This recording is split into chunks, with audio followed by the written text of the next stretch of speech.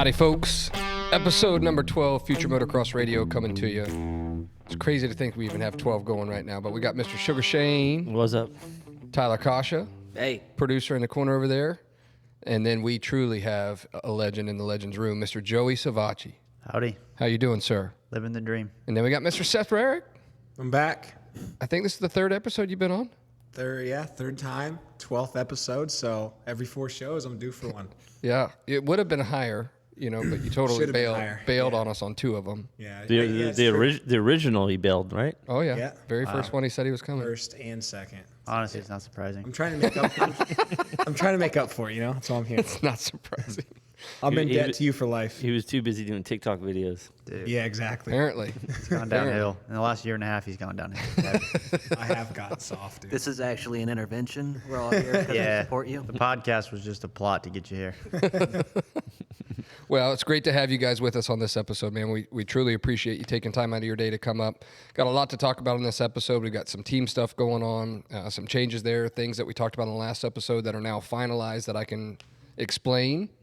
Then, obviously, Joey Savatgy, man, we've got a ton going on right there. It's been a busy year for you this year overall, but I don't want to jump right into the latest stuff. I want to talk a little bit, for the people that don't know Joey Savatgy, born in Georgia, Covington, Georgia. Is that accurate? No. No? Where are we at? Technically born and raised in Agua Dulce, California, but the high desert. I spent basically from the time I was born until 2006, and then I moved to Thomasville, Georgia. Thomasville, Georgia. Yep. There we go. So I want to talk a little bit about some of the amateur stuff, right? Just because we kind of want to lead in. For the people that don't know you, Yep. go through your career. Red Bull athlete as a amateur. Mm-hmm. Was it 176? Yes. Is that the number you ran the whole time? All the times that I could. Every year, it seemed like at Loretta's, I'd get kicked in the teeth, and someone would take 76, so I'd have to run something Different. janky. But yeah, 176 when I could. So talk about Loretta's a little bit. I mean, some titles at Loretta's, right? In the 85 schoolboy. Yep. 85 schoolboy. What was some of your main brands? What were you riding then as an amateur? Suzuki and Honda. That's pretty much, I believe, all I rode. Back and forth. Yeah. Honda, little bike, 80, super mini. Did you ride that 150? Yes, I did. Unfortunately. I wasn't a fan. And then once I got on the big bike permanently, then I went to Suzuki, and that's where I stayed. Yeah, a couple there in Loretta's on 250A and 450A. Yep. And it was funny for me because we were actually just looking before this episode. We were looking at back in my older days in the iMoto world. I have footage of you on the 176 Suzuki, and I think it's from, what did we say? It was a 2008 Gold Cup or a Winter Am or something that we had. Yeah, we somewhere had around So that was fresh then, because I won both titles at Loretta's in 08 on an 85.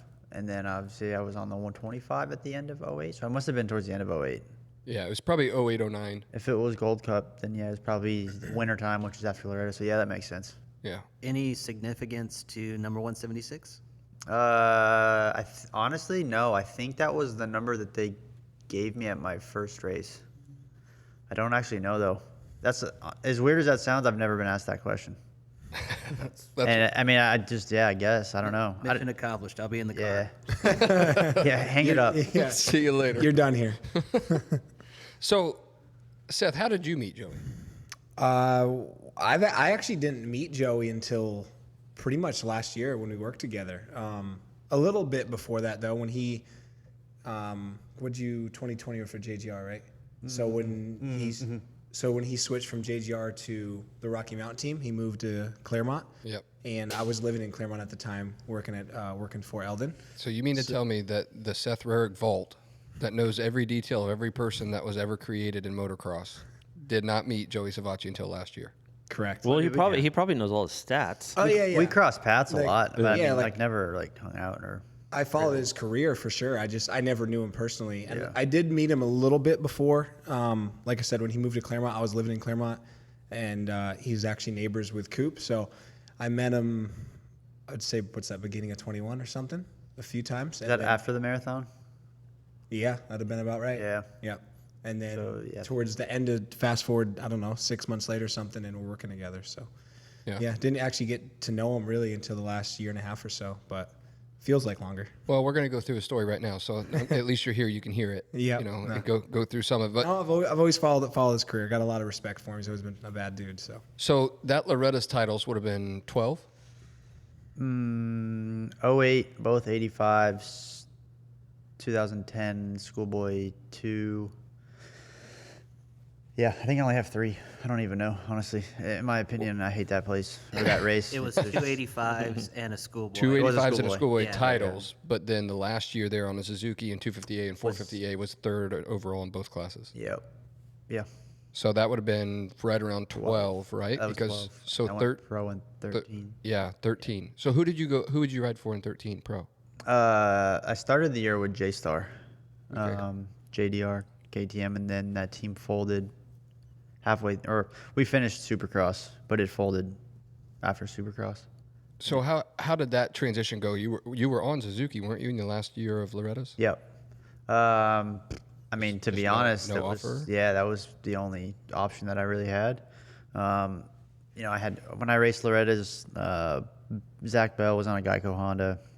I believe, I don't know for sure. You might have stats, but who got second? Was Epstein? I don't know.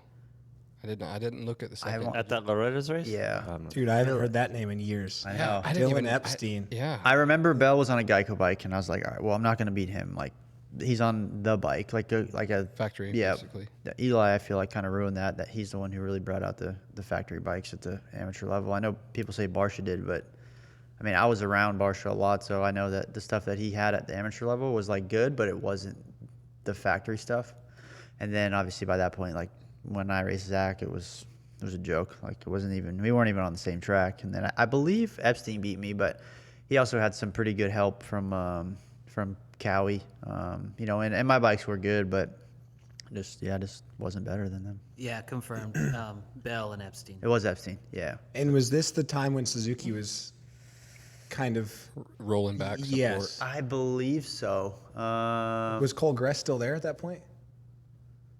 Or was he already No, gone?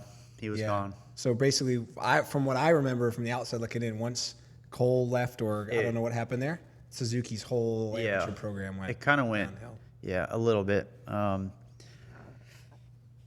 I believe he was gone the year. That would have been 12, 10. I want to say he left in like 10 or That 11. sounds about right. Yeah. Yeah. So the only offer on the table going into pro though was the JDR JDR. KTM. Yep. JDR KTM. JDR. I was asking these guys before you guys got here, how long has Red Bull, you might know this, Seth, how long has Red Bull been in our sport? That would have been when you were on mini bikes, right? Because wasn't that when you were on Honda? So Barsha was the first one with as a Red Bull deal, but it was Barsha, Brandon Mays, and myself, and I think Kyle Engel. Wow. Yeah, Legend. Legend. Well, Yeah. I was asking that question because it's like, Well- as a young amateur, like what does Red Bull do for you at that? Well, at that like, point, how does that work out? Because I was on the JAMS team, the Junior Amateur Motocross team. They paid my way at MTF. So because okay. they sponsored MTF, you know, they had their 4-man team. And for me personally, like I don't know about the other guys. I know for Barsha they paid his way. They paid for me at MTF, and then I believe they paid for 2 extra spots, so all 4 of us if we wanted to go. Right. But I think other than that, we just got cool helmets and hats. Do they still do that for amateurs or no? It's a good question. Because obviously the big guys have Yeah. Red Bull, but I don't see any amateur No, kids running around with absolutely. Red Bull helmets. Doesn't seem like it used to be. No. But this is a completely off topic from Joey, but that question, this is a good bench racing question. The first time I remember Red Bull in the sport would be probably 2000 KTM, or maybe 01 when GL came over. But if anyone out there knows, I think the first freestyle motocross guy I know what you're gonna say. to ever run a Red Bull helmet, Mike Jones. I was just about to say Mad Mike Jones. And Mike Jones, that was like 98, dude, 99 maybe. I just wonder. Well, the reason why I'm asking is I wonder if Red Bull is just like testing the waters in the sport. So like they went with the amateur, the younger guys first before they actually like. No, it was KTM. It was KTM first. It was at the 01. there was definitely at the pro level first. Yep. Oh, okay. And then they went backward or down. So that had to be late 90s then. Yeah, I mean, if Mad they Mike did Mad Jones. Mike in what, 98? That's what I remember, but that's my little kid memory, so I might be wrong. But Yeah, because I mean that time for you too, Joey. I mean that would have been early 2000s, mid 2000s. I believe the first year I was sponsored by Red Bull was 2007. Yeah. Seven sounds right, or 7 or 8. I mean, I know for sure 8 because, like I said, when I won both titles at Loretta's, I was already a Red Bull athlete. So, maybe end of 07 going into 08. That actually solidifies the last comment about Suzuki's kind of like downfall, when they were kind of losing sport. Because I worked for Suzuki at that point, and that's when I wasn't an employee anymore, and they made me go work for Yoshimura. Well, that was some of the They issue were for done. me is I was a Red Bull athlete and then making the transition to the big bike, going on a Suzuki. Actually, I was Red Bull Suzuki for a short period of time. I want to say half a year maybe. Yeah. And then that then became a problem. And then I was a Rockstar Suzuki. Yep. I was with Rockstar for also a short period of time. So Red Bull became an issue for me, which I think was some of the reason why I ended up where I did because I kind of had to shuffle things around. But also, to be fair, just didn't win enough. Well, talk about that transition going into pro though. I mean, as an amateur guy, your last races at Loretta's, you're a podium guy at Loretta's, and then you go pro. I mean, what is the biggest difference that you felt going from amateur racing into pro racing? I mean, is it day schedule, like the race day schedule? Is it the training? Is it the speed that those guys, when you're trying to jump in with the big fish? I mean, honestly, I think a little bit of all of it. The hardest thing, I think, for me was, and it's, to be honest, I have the same issues now. Sometimes I feel like I'm a head case, but it's not getting the expectations too high.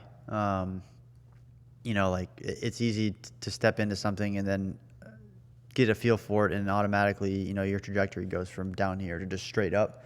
And I find myself still doing that. But I would think, going into it, like obviously I never expected to just come in and win by any means, but I expected to make steady progress. And I think by round 3, when Davalos almost killed himself on that quad in Phoenix, I almost won that heat race. Eli passed me in the last corner.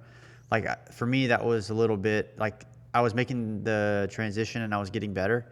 And then, you have something like that, and then immediately that switch in your head's like, all right, like I should be doing this more often. And then that unravels and it gets frustrating. You get flustered. So I still do that now. But I would say the hardest thing, was between traveling and honestly just learning a new track every weekend. Yeah. Obviously, now that I've been around long enough, like they're all pretty much the same in a way.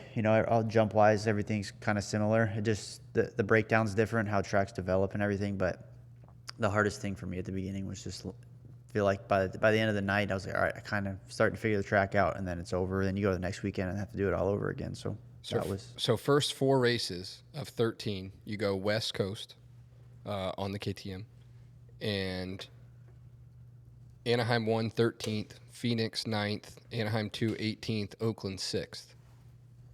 Any of those stand out?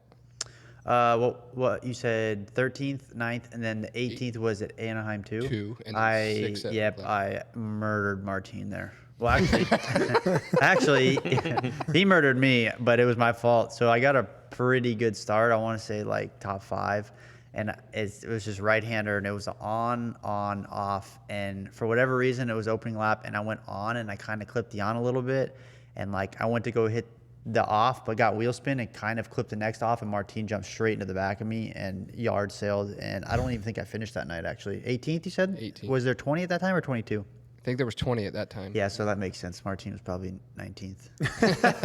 And somebody probably didn't take the gate. It but, depends on where you landed on the track. Yeah, and I remember, like, again, it was, everything was so new, so it was really easy to get flustered and just kind of overwhelmed, and that was a situation where I got a good start, especially after improving the week before, so like you said, 13th and 9th, and then I get another good start, and I'm like, like even better this week, and we're not even a lap in, and I'm already like brains spinning out of control, and make the mistake, and Martine lands right on top of me, and it was, and we were roommates at the time too, so he's riding for Mitch, and I know how Mitch operates, like you don't go over there just to ride around, like you get hired to win. So and Martine was always fast, so we get to round 3, half lap in, I just take arguably Mitch's best chance at winning out for the night. And then we go home that night and we're roommates. It was a little awkward for a night or two, but honestly, I don't even remember. You said 6th at round 4? Oakland, yep. 6 at Oakland, 7 at Anaheim, 3. Something about Oakland must be good to me because I won a heat race there in 19 in the 450 class. And then was running second in the main event for, I think, almost halfway. And then the bike, we had an issue with the bike, but Oakland, 16, dude. you won there. I remember that race. Yep, 16, Coop's bike broke with, I don't remember how many laps left. Yeah, dude, Oakland. I can't wait to go back. Yeah. No, nothing really stands out. I mean, like I said, other than Was that 16 though? The 16 Oakland, that was your first Supercross win. Yep. Oh, was it really? Yeah. Wow. I mean, you had some seconds, and I mean, you did well in outdoors too. I mean, Yeah. do you feel better on outdoors or indoors? Is there either one that you prefer? I would say for me, like with the not including 450 years, yes, only because Yes to what? Outdoor or indoor? outdoor. Okay. Only because I'm trying to figure out how to word this without making myself sound bad, but like I envy somebody like Coop who race time, I would give anything to have the racecraft that he does. He's very smart when it comes to racing, and that's where I felt like when we got to outdoor, I could beat him because I didn't have to have that. Like I could just straight up Moto. moto. You can just hanging out. Yeah, and where at Supercross, like I was faster than him a lot of the times, but dude, he's so damn smart. And I remember there was times where like after the race, I'd think about it. I'm like, dude, that was so stupid. Like, why didn't I pick up on that type thing? So for me, like the 250, it was a lot easier. Obviously, I probably have more wins outdoor. Yeah. So But- your very first pro win was outdoor. Unadilla, 2-2. Yep. Yeah. And that was 2015. Yeah. So for me, like I said, as the 250 career went on, it was easier for me to just not bulldog it because that's not really my style, but I didn't have to think so much like line choice, how the track's going to break down. It was more like just grind. Yeah.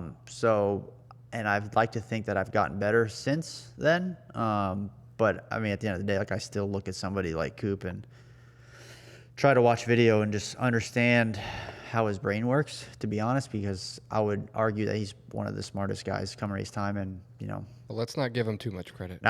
dude, I give credit where it's due. Like I said, it's one of those things I've watched races and been like, it drives me insane. And I think some of it, though, is just because he's so used to being up front. And that was, I've talked to, actually, out of all people, I've talked to Zacho about this quite a bit. Like, because I went through such a rough patch and not even really being near the front at all, like when you lose that, your sense of just awareness kind of goes down a little bit. So, when you're always at the front, you have a 7/10 or 8/10 gap. Like, you know what that feels like. You're pretty much clear with the exception of one or two guys, and I'm sure you can figure out who those guys are. Yeah. But you can keep your lines open and you can focus on hitting your mark, and you know what that feels like. But when you are so out of that range for so long, you kind of forget what it feels like when somebody is 8/10 versus 2 seconds. Not 2 seconds, but maybe like a second and a half. Like I know it doesn't sound like a lot, but on the track it's a lot. But in your brain, when you're not used to it, it sounds exactly the same. So like,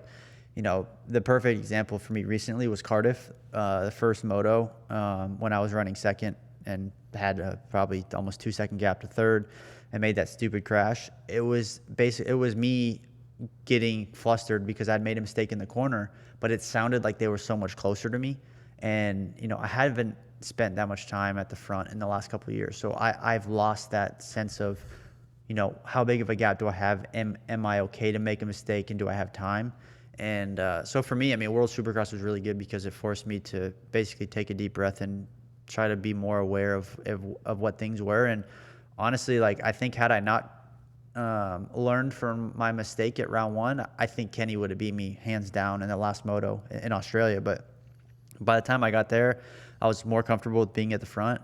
And at that point, I was managing. Like, I had him marked, and I could tell by the sound where he was, and I didn't really even worry about it. And then obviously with 2 to go, I made that stupid mistake. But that was more of me just like not trying to go faster, but just trying to keep going forward. And, had it been in Cardiff when I made that mistake, I would have 100% folded because, I just would have felt like, oh my God, I made a big mistake. He's about to pass me, and then panicked. Whereas, because I had those 4 or 5 races in between round 1 and round 6 to figure it out. It's gotten better, and that's where I think Coop is so good, or why he's so good. I mean, not that the other guys don't spend a lot of time up there, but he has a good racecraft, but he also is a good starter for the most part. So he's so comfortable and familiar with being chased and having that gap and knowing when his gap is safe and when it's not. And where he's really good is when the gap is shrinking, he's really smart about figuring out where the gap is shrinking on what part of the track and figuring out how to fix it. And I think a lot of that just comes from constantly being up there, and I haven't had that. So it's been, It's a whole different race up there. it's way different. Yeah. Like like I said, I've watched video of him, and there's times where I'm like, well, how is he not panicking? And he's just chilling, and then when that time comes and the gap closes, he figures it out and he goes. But again, he's so comfortable being up there. There's no need for him to panic because he has that feeling of, okay, I have enough, and then he knows when he doesn't have enough room. So Was that MDK? Is that a one and done 1 year, or how long were you there? where? Well, at JDR? Sorry, JDR. Yeah, that was a 6-month thing. 6-month deal, and that's it. Yeah. That wasn't outdoors. No, they folded after Supercross. Oh, wow. Did you do outdoors that year? Actually, Yep. KTM made me my own team. They made me the Orange Brigade team, and they had that fun mover for me. And I remember that. Yep. So I raced outdoors that year. Thankfully KTM was Roger and everybody. Ian they were nice enough and kind enough to throw something together for me and get me to the races. Did you do all of them? Yeah. Oh no, I got hurt at Southwick. Southwick, because Yep. you got a 39 at Southwick and you didn't do any. Yeah, after. yeah. I crashed in practice at Southwick and actually broke my scaphoid in my wrist. You're Yeah. good at Southwick. You like that. Yeah, honestly, like if I ever win the lottery, I'm sorry, but I'm burning that place to the ground. And then I'm going to Glen Helen next. So Seth, where are you at in 2016? Where is Seth at in? 2016, that was that would have been the Star. first year. Yeah, so that was the first year I worked for Swanee.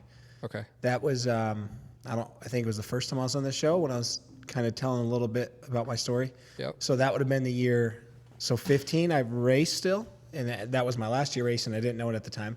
16, I was still gonna race, and that's when I went out and just living on Coop's couch and destroyed my shoulder for like the 7th time. Yeah. And Swanee, it wasn't really a full job offer. It was like, hey, can you help me while you're hurt? I think I said this last time, but Swanee recognized I was really into the training side of things and really, a lot of my passion laid there, and I was eager to learn. So like I said, it wasn't a full-time job offer. This would have been very beginning, like maybe January of 16, like right when West Coast started. Yeah. It was like, hey, can you help me? I'm training the whole team, and I'm kind of spread too thin. And then, a couple months later, it was more me realizing like, that I saw the writing on the wall. So the reason I'm getting to that is if you were with the Star Group in 16, then you got to sit here and witness the whole 16 battle with. Oh, dude, it was awesome. Yeah. It was great. I mean, at one point I thought Joey was going to win the Supercross title because Oakland. I remember he won at Oakland. He won Oakland. And Won San still Diego. to this day, I don't. San Diego. And won Vegas. Yep. Still to this day, I don't know what happened to Coop's bike. It was a freak thing. But the DNF obviously was 25 points, I think. Right. And then up until Dallas, I thought Joey was going to win. And then wasn't it you and Christian in the whoops? Mm-hmm. Yep. So I remember that. But no, it was a good year. But then outdoors too. Joey was on fire outdoors that summer. Yeah. And for me, like, Started off the season strong with a win at Hangtown, yeah, one. And then went and absolutely shit the bed at round 2. Glen Helen, No, and then yeah. a win at Thunder Okay, Valley, third- and then okay, But see, but for me, like I was talking to Zach about this too, and this is like things where we were talking about just Eli in specific, like what's the difference Eli now versus say a couple of years ago. And I think, Eli now, not to jump topic, but he's so much smarter now about, hey, like if I win by 1 second, I'm okay with it. Whereas, maybe in 2015 on the Honda, he's like, dude, I have to bury everybody by a minute. And like where I can really resonate with that was, I don't remember if you remember, but Seth, at Colorado in the first moto, I came from a ways back and I passed everybody. And when I passed Coop for the lead, it was either Coop or J-Mart. I passed one of them for the lead, and we still had like, I don't remember, 10 plus 2 or something. And in my mind, I'm like, I'm going to bury these guys. I'm going to fucking bury them, and I'm going to make a statement. And I ended up crashing. I got back up, and I almost caught Coop again at the end. But that was for me, like, that should have been obviously hindsight looking back, like that should have been my sign of, hey, we just need to back it off, Yeah. do what we have to do to win, and that's it. Take the win. Moving forward, more mistakes come at Muddy Creek. We'll obviously get into that as we keep going, but then, got sick. Really sick, actually, and I don't know the stats on it, but I'm pretty sure by the end of the year I didn't even race like the last 2 or 3 second motos. Yeah. Well, to go back, 16, that title fight, Supercross or outdoor? Supercross. Yep. I believe you ended up 1 point shy of winning the 1 or 2, yeah. 1 point shy. Yep. I mean, is there any point in that where you look back afterwards, you're like, Absolutely. man, I mean, I can't remember what round it was. You know what? Yes, I do. It was the same round that I had my incident. So it was Houston. Obviously, I mean, I was faster than Christian that night. I had made the move up next to him in the first set of whoops. We got to the wall, and obviously, I'm going to be a bit biased, but I felt like I got completely hacked down. I remember having pictures and videos on my phone of like him going over the top of that single coming into the whoops. And his bike was angled straight to the left. So coming into the whoops, like we're both committed, and then I can't shut off, and front wheel get taken out. But I remember there was one person, and it wouldn't have mattered because Coop had me on wins, but there was one guy in the last corner on the last lap of that night that if I could have blasted him, that would have been one more spot. And I remember, like, in the moment, I was going to, but I'm like, it doesn't even matter. Like, this one guy is not going to be the difference at the end. And I remember, like, kind of forcing the issue a little bit, but, like, if I would have passed him, it would have been, like, Barsha and Malcolm at Salt Lake ×2. Like, I would have murdered the guy. Yeah. But, and then at the end, I'm like, damn, 1 point. Like, the first thing I think of is the end of that race. But again, like Coop had me on wins. I think I only had 2. Two. You had 3 because you had Coop had 5 or something. yeah. So you ended up the overall points was Coop had 180 and you had 179. So it was 1 point. Yep, to tie. But like I said, Coop had wins anyways. But I think if I look back, nothing that I could have done better than I think I crashed actually that year. Or was it? Well, San A1 Diego? wasn't that great. No, because I think you were 8th in A1. maybe that's where I crashed in the whoops. And then, so looking Who at won that night? Coop, then Christian. let me go here.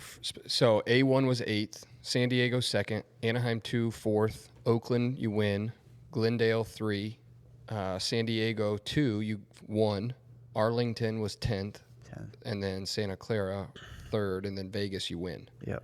I'm trying to remember what happened in round 1. A1 was Cooper Webb, Jesse Nelson, Zach Osborne, Jimmy Dakotas. Wow. Yeah, Jimmy had a D, good ride dude. that night. Um, I don't really remember A1 that year. yeah, I to be don't remember. honest. Yeah, Jordan Smith, Alex Martin, Colt Nichols, and Joey Savatgy.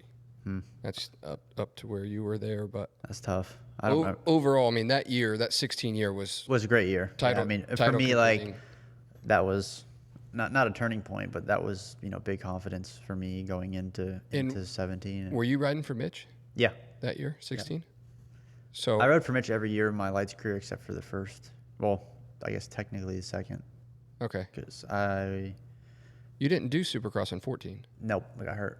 Okay, so then 14, you were still on the KTM in 14? I was Rockstar. Rockstar KTM? I forgot they were at KTM for a bit, yeah. It's the same team that's Husky now. Yeah, it's the same. They Yes, were. that's right. I didn't know that. So then 15 is when you switched to PC. Yes. So you go 15 PC, 16 you got the title hunt, 17 the infamous. Yeah, title loss. Yeah, I mean Choke. title contender into the last turn, right? Yeah, Second to last turn. yeah. I mean, you were leading that going into that race, right? No, No. actually, no. I mean, like I've said this 1,000 times before, so I'm sure people have heard it. But people, they like to reference Vegas as like where I lost the title, but I didn't lose a title in Vegas. I lost the title specifically for sure in Toronto. Toronto was a 6th. Yeah, that was stupid. That was a lock. I mean, second place, I could have got off the bike and pushed it home in second. And there was that stupid quad that I kept doing. Honestly, it was, again, a mental thing for me. Like, I was so pissed that Zach passed me that there was that quad that Zach never did, and I just kept doing, and finally it bit me. Like, I got a little bit squirrely and yanked to the left just enough and landed on a tough block and got up. But, I mean, I don't have specific times in front of me, but I'm pretty sure I had 5+ seconds over third, and Zach was slowly inching away. And that was a night where, again, you learn from all these mistakes, but why I ever kept doing the quad, and even if it was faster, it wasn't fast enough to catch Zach, and he was better than me that night. So I went from a pretty much a guaranteed, with the exception of a bike issue, which obviously we didn't end up having, but that night was second place locked up. So I don't know the points between second and sixth, but that night I would say it was really the dagger in what should have been. I mean, obviously Vegas ended it, but that place was really bad. Toronto was stupid. And then also New York or New Jersey, wherever that was, Rutherford, when, again, just 7th at East Rutherford. a little. But I mean, you started the season off with the win at Mini. Yeah. You Which, win it. and but again, like I've said this before, that win was the biggest fluke win ever. Yeah. Like I never should have won that race. Zach crashed or got a bad start, and he came from, oh my God, he came from so far back, and I barely beat him. Yeah. And my arms were probably harder than this table, to be honest. So for me that night, I was like, I got to figure something out. And yeah, sure, we won and we started it off right. But I knew in my mind, like, I shouldn't have won that race. That was one of those wins that, they always say a win's a win. And I took it, but that wasn't by no means that I just earned. I mean, by no means was I the quickest guy that night and deserved to win. Like, Zach was hands down the faster guy, but I got away better and I made it work. But Yeah. yeah. But a bunch of seconds that year. I mean, second at Daytona, Indy, Detroit. Daytona was another one. Had it not been my teammate, probably would have forced the issue. But again, it's a fine line, right? Like, I don't want to go blast the guy. Yeah. And Mitch has pretty much got a guaranteed 1 and 2. And then if I go blast the dude, take us both out, Mitch is probably gonna. Wait, who was that? AC. Oh, dude, I forgot Yeah, about it. and it was like one of those things too. Like, I was so unsure of what to do, and what the difference. What ended up being was he ran a paddle and I didn't. Yeah. And I would catch him in the more hard pack spots, and then we get into the middle where it was a little bit slower, and that paddle tire would just eat me alive. But again, I lost it in Vegas, but there was 1 or 2 times specifically that blew that title for me. In hindsight, how do you digest it after all the time that's passed and how it has impacted your career and your outlook on racing? I mean, did you just brush it off, or did you learn anything from it, or? Oh, I mean, to be honest, like, I was in a dark place for a long time. Because of that? Yeah, absolutely. Really? I mean, dude, like, growing up, being a little kid, like, all you ever want to do is win, right? Like, you think about doing the podium burnout and having the celebration and everything, right? So for me, I mean, at the time, like, it was such a shock. Like, I couldn't even believe what was going on, that it didn't even feel real. And there was like that part of me that was hoping that some miracle, like, that they would dock somebody or something. DQ 'em. Yeah, or something. But but that's at the time. But, like, for me, like, dude, honestly, that was 17. I would say, I mean, honest to God, I could say up until probably maybe about a year ago, like, I was still in a dark place about it, because it's just like one of those things that I'll live with forever, right? And those are the mistakes that I made that cost me my dream as far as winning a title. But the big lesson out of all of it is, like, number one, never take things for granted, which as my career has unfolded and the situations I've been left in, I truly don't believe that had I won that title, my career path would have changed that much. I just think the timing of everything and people moving up after me, like, I just think that I wasn't the heavy man on the totem pole, so to speak, moving up. So I don't ever like to use the word seat warmer, but, like, I knew my role when I got hired to the 450 side. Obviously, I was hoping that they would maybe hold AC back one more year to give me another chance, just because I felt like I gelled with that bike pretty well and made good improvements. But as far as, like, the title and everything, I mean, yeah, I was in a really dark spot, really bad place for probably a year or so, like, just very angry and bitter, and all the emotions that you have when you feel like something got ripped from you. I mean, technically, you're kind of talking about 16 and 17. No, 16 not so much. No? 16 was But there's 2 years where you're. I mean, you're Yeah, right there. You're right there. Yeah, well, you can't get any closer at the end. no, and that's the thing. Like, 2 years in a row, like, I'm basically the guy and second best guy. Like, so obviously going in 16 especially, like we did really well. I got sick, but we learned a lot of things at the end of 16 when I got sick. You know, I mean, it got to the point where I was visiting doctors and they were telling me like, we have to give you testosterone shots because your testosterone is gone. Like you are shot. But obviously we can't. And like, I'm trying to explain that to him. Like I can't, the TUE thing is not as simple. That's going to test bad. Yeah. Well, and the TUE thing is not as simple as just like, oh, hey, I need this. And they ride it, right? Like it's a big process. It's a couple month deal. Yeah. And it's like, so for me to back it up to 16. So this is how it unfolded. 16 started well, went to Glen Helen, got bad starts, rode shitty. Went to Colorado, went 2-1, won the overall. Went to High Point, went 4-1, won the overall. Went to, I want to say Muddy Creek was next. First moto, was in the lead, lap after lap, pit board, like 2-3 faster, 2-3 faster. I mean, walking, like it was the easiest. At that point, and I think that's where it bit me a little bit. But that, for me, at that point, I was like, I'm better than these guys. Like, they can't beat me. And lap after lap, 2-10, 3-10. I mean, I'm walking from these guys. Finish the moto, I'm like, dude, like, we're better than these guys.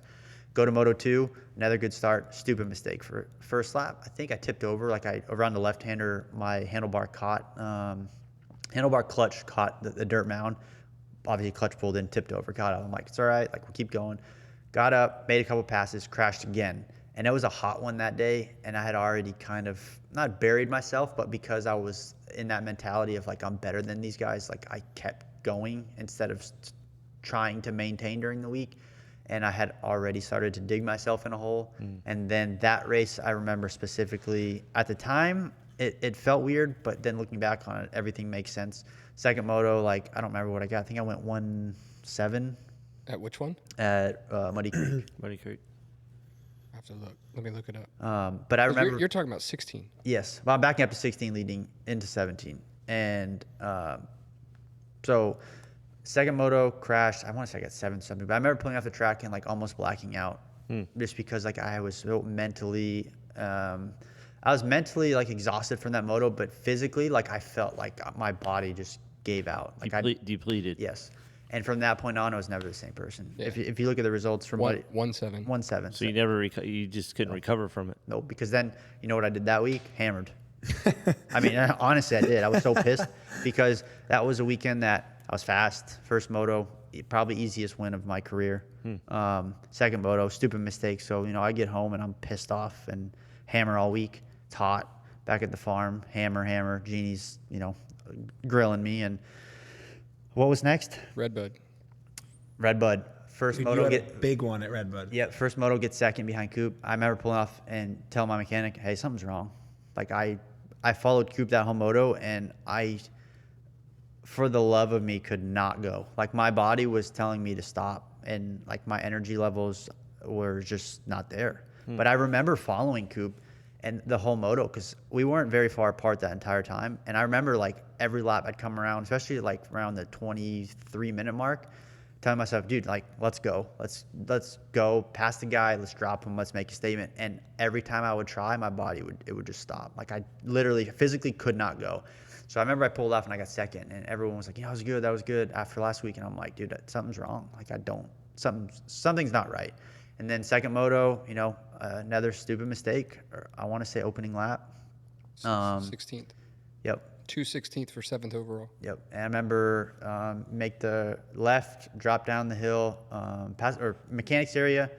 How it goes now, you make that left and then that right, you drop down that hill. And then that left, coming into that right, I came into that right, went to the inside, front brake, caught the mound, tipped over. I remember getting up like pretty tired, but I'm like, you know, we'll move forward.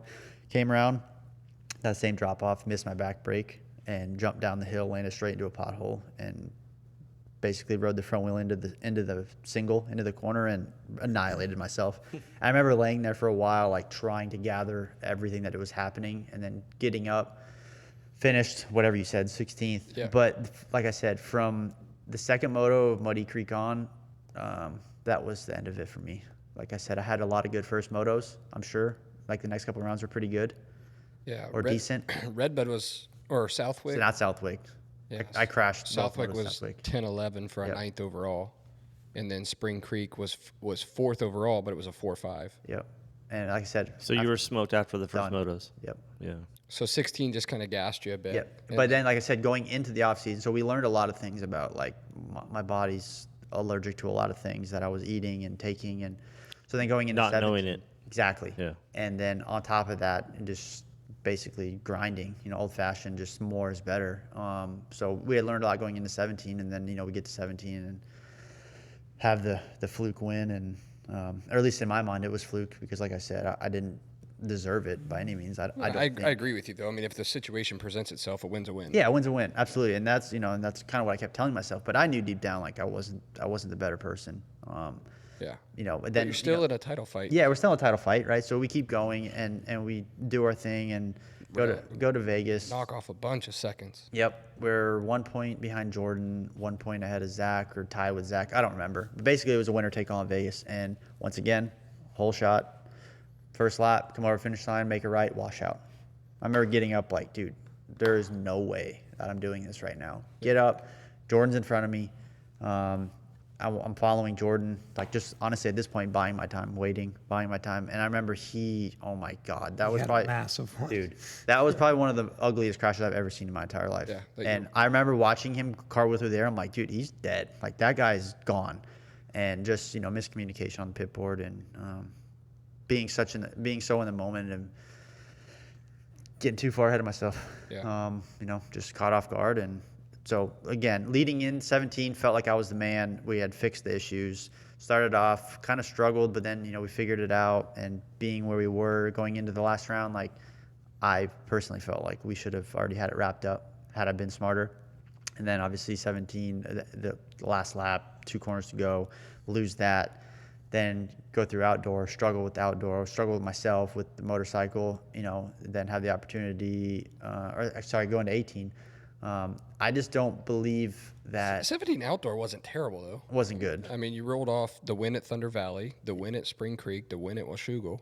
Yeah. So I mean, you're still picking up wins. Yeah, picking up wins, But it's just the mix of the 10th at Redbud, the 8th Yeah. at Tennessee. And yeah, exactly. So I mean, it wasn't good, and for me and where my standard was at the time. But to loop all of it back together, I just don't feel like that title loss affected my career in any ways. As bad as that sounds. So 18 you were still a PC? Mm-hmm. Yep. So you went West Coast that year. Yeah, I remember I was pissed at Mitch because I remember calling Mitch like mid-December, and I'm like, Mitch, I understand that you have a business and you're gonna do what you think is right. I said, but you have to let me race Zach. Like you have to let me go back. Give me a chance to like get back at him and let me race the guy. Like let me go beat him. And I remember he's like, I'm gonna think about it. And I remember he called me like maybe a week later, and he's like, hey, we made our decision. I'm like, all right, let's do it. He's like, we're gonna send Martino on the East Coast.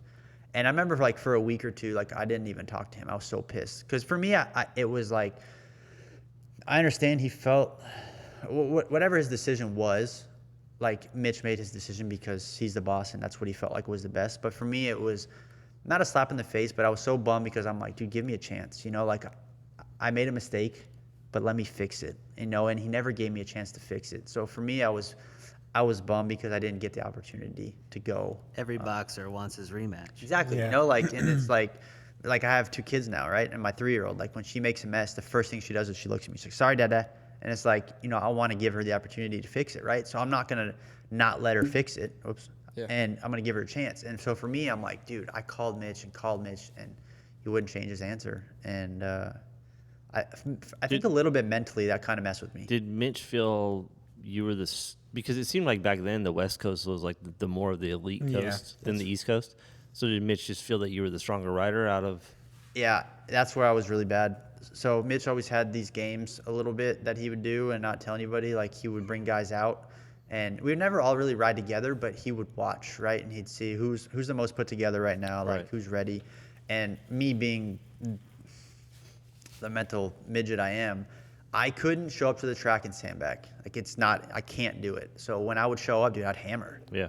And people call me the practice hero or whatever, but like I was really fast. And Yeah. so Mitch saw that and he's like, we're ready. And I'm like, no, I understand that, but I'll take a break. Like I'll reload and we'll go back. I'll do another boot camp. Just give me the shot. But you said Mitch's mentality. You're hired to win, and so if you're Exactly. the more put together, No, and of that's course the he's thing. gonna go with you. Yeah, he saw me and he's like, dude, like you're ready. Like, so let's go now. Let's not wait. Let's not take any unnecessary risk. Let's go. And like I said, I get it. You know, like he's the boss and he's been around a long time, so he knows what he's doing. But I just was so bummed that I never got the opportunity to race him or to race him, you know, the following year to try and get a little bit of redemption. That bothered me. Still at Mentally. 18 though. I mean, you get to win at Anaheim too. Yeah. I mean, second Oakland, second Houston, We lost that one in the mud. Indianapolis. Oh yeah. Oh God. Talk about an ultimate just blew that one wide open. The East-West shootout. What did I get? Like 8th. 10th in Indy, 12th in Seattle. Seattle was the mud race. Seattle's a mud. Yeah. I don't Yep. remember Indy. That was Was that the East-West? one Yeah, that East-West. Chad's bike blew up? No. Which was the Yeah, round? It was a mutter, right? It was a mutter in the where you bike. pushed it over the finish line. That was Daytona. No, No, that no, was no. Seattle. That was Seattle? Yeah, because Yeah. I powder coated the frame and it was chrome. It was the Husky, Chad? wasn't it? And Yeah. he Hus- had it he was had a a whole Husky, right? Yeah, he had a whole new look that weekend, and we never even saw the bike because it was covered in mud the whole time. You and I are thinking of the other time. Well, you're thinking like 08. Yeah, You're I was thinking thinking of of 08. No, I do I'm remember talking that. about on the remember Husky. Remember his bike blew up and there was smoking and he held it wide open. Yeah, he held Pushed it up wide the finish open. line, and Yeah. the crowd was going. I remember. And then the back wheel remember just that. spinning, and he's just holding it wide wide open. open. Yeah. I know what you're talking about. And You're then right. I remember like 2 days or 3 days later, he puts the thing on, Instagram or whatever, and he's like, I got a fresh bike for sale. Brand new, never raced. I don't remember that. So that was a mutter. Yeah.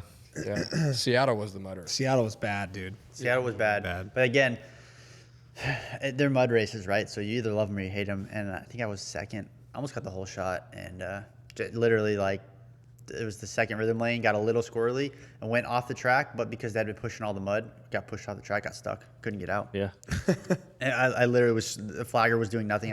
I'm cussing the guy out, dude. I'm so pissed. Like, dude's not even helping me, and I'm stuck. Like, dude, do something. But Get me out of here. I mean, 18 was still, it was good, but I rode terrible at the East-West shootout. I remember I struggled with the arm pump all day there, but where I really, like, the chances were over was after Seattle. Yeah. But again, as a mud race, and it was kind of like, Yeah, like I third, said, third at Salt Lake, fourth in Vegas. Yep. Vegas, I posted that clip on TikTok. I don't know if do you remember that clip? I'll show it to you real quick. Yeah, I mean, like I said, 18 was still a good year. Like, don't get me wrong, but So how did the transition go from 18 being, that was PC, yep. and then you stayed on Cowie in 19 but went to the 450? So in 19, that was factory Cowie? Yep. For Cowie, yeah. Yeah.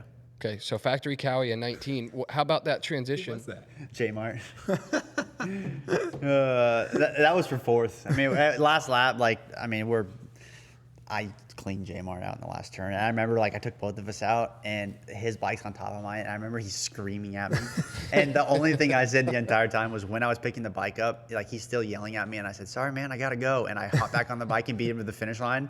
And I remember, afterwards, I'm like, dude, why did I do that? It was for fourth place. Nothing, it didn't count for anything. But again, that was some of the frustration coming to the surface of, started the year, had some really good finishes, and just kind of didn't execute. So What was sorry, your J-Mart. mentality? What was your mentality going into 19 when you were going to ride the 450? Were you one of those guys who was like, "I'm ready to get out of this class," or because I was ready guys- for a fresh start. Okay, yeah. There's guys who like Hampshire or Jordan Smith, and they're still riding it. You didn't point out, right? No, I did. Yeah. Oh, you did. Yeah, Okay. I didn't have a choice. So you were Yeah. 450 bound no matter what. Yeah, and that's where for me it was a combination of feelings, but I love Mitch and I love the crew, and Mitch is still helping me to this point right now with things. But for me it was there was so much just dirtiness around me. Not of anybody or anything, but just dirty air that I was so ready for a fresh start, new faces to kind of branch out and start a new chapter. Obviously the way 17 ended and then 18 was not a great year. It was just I needed a shower. I needed a restart. Yeah. And so for me, obviously I had expectations to do well.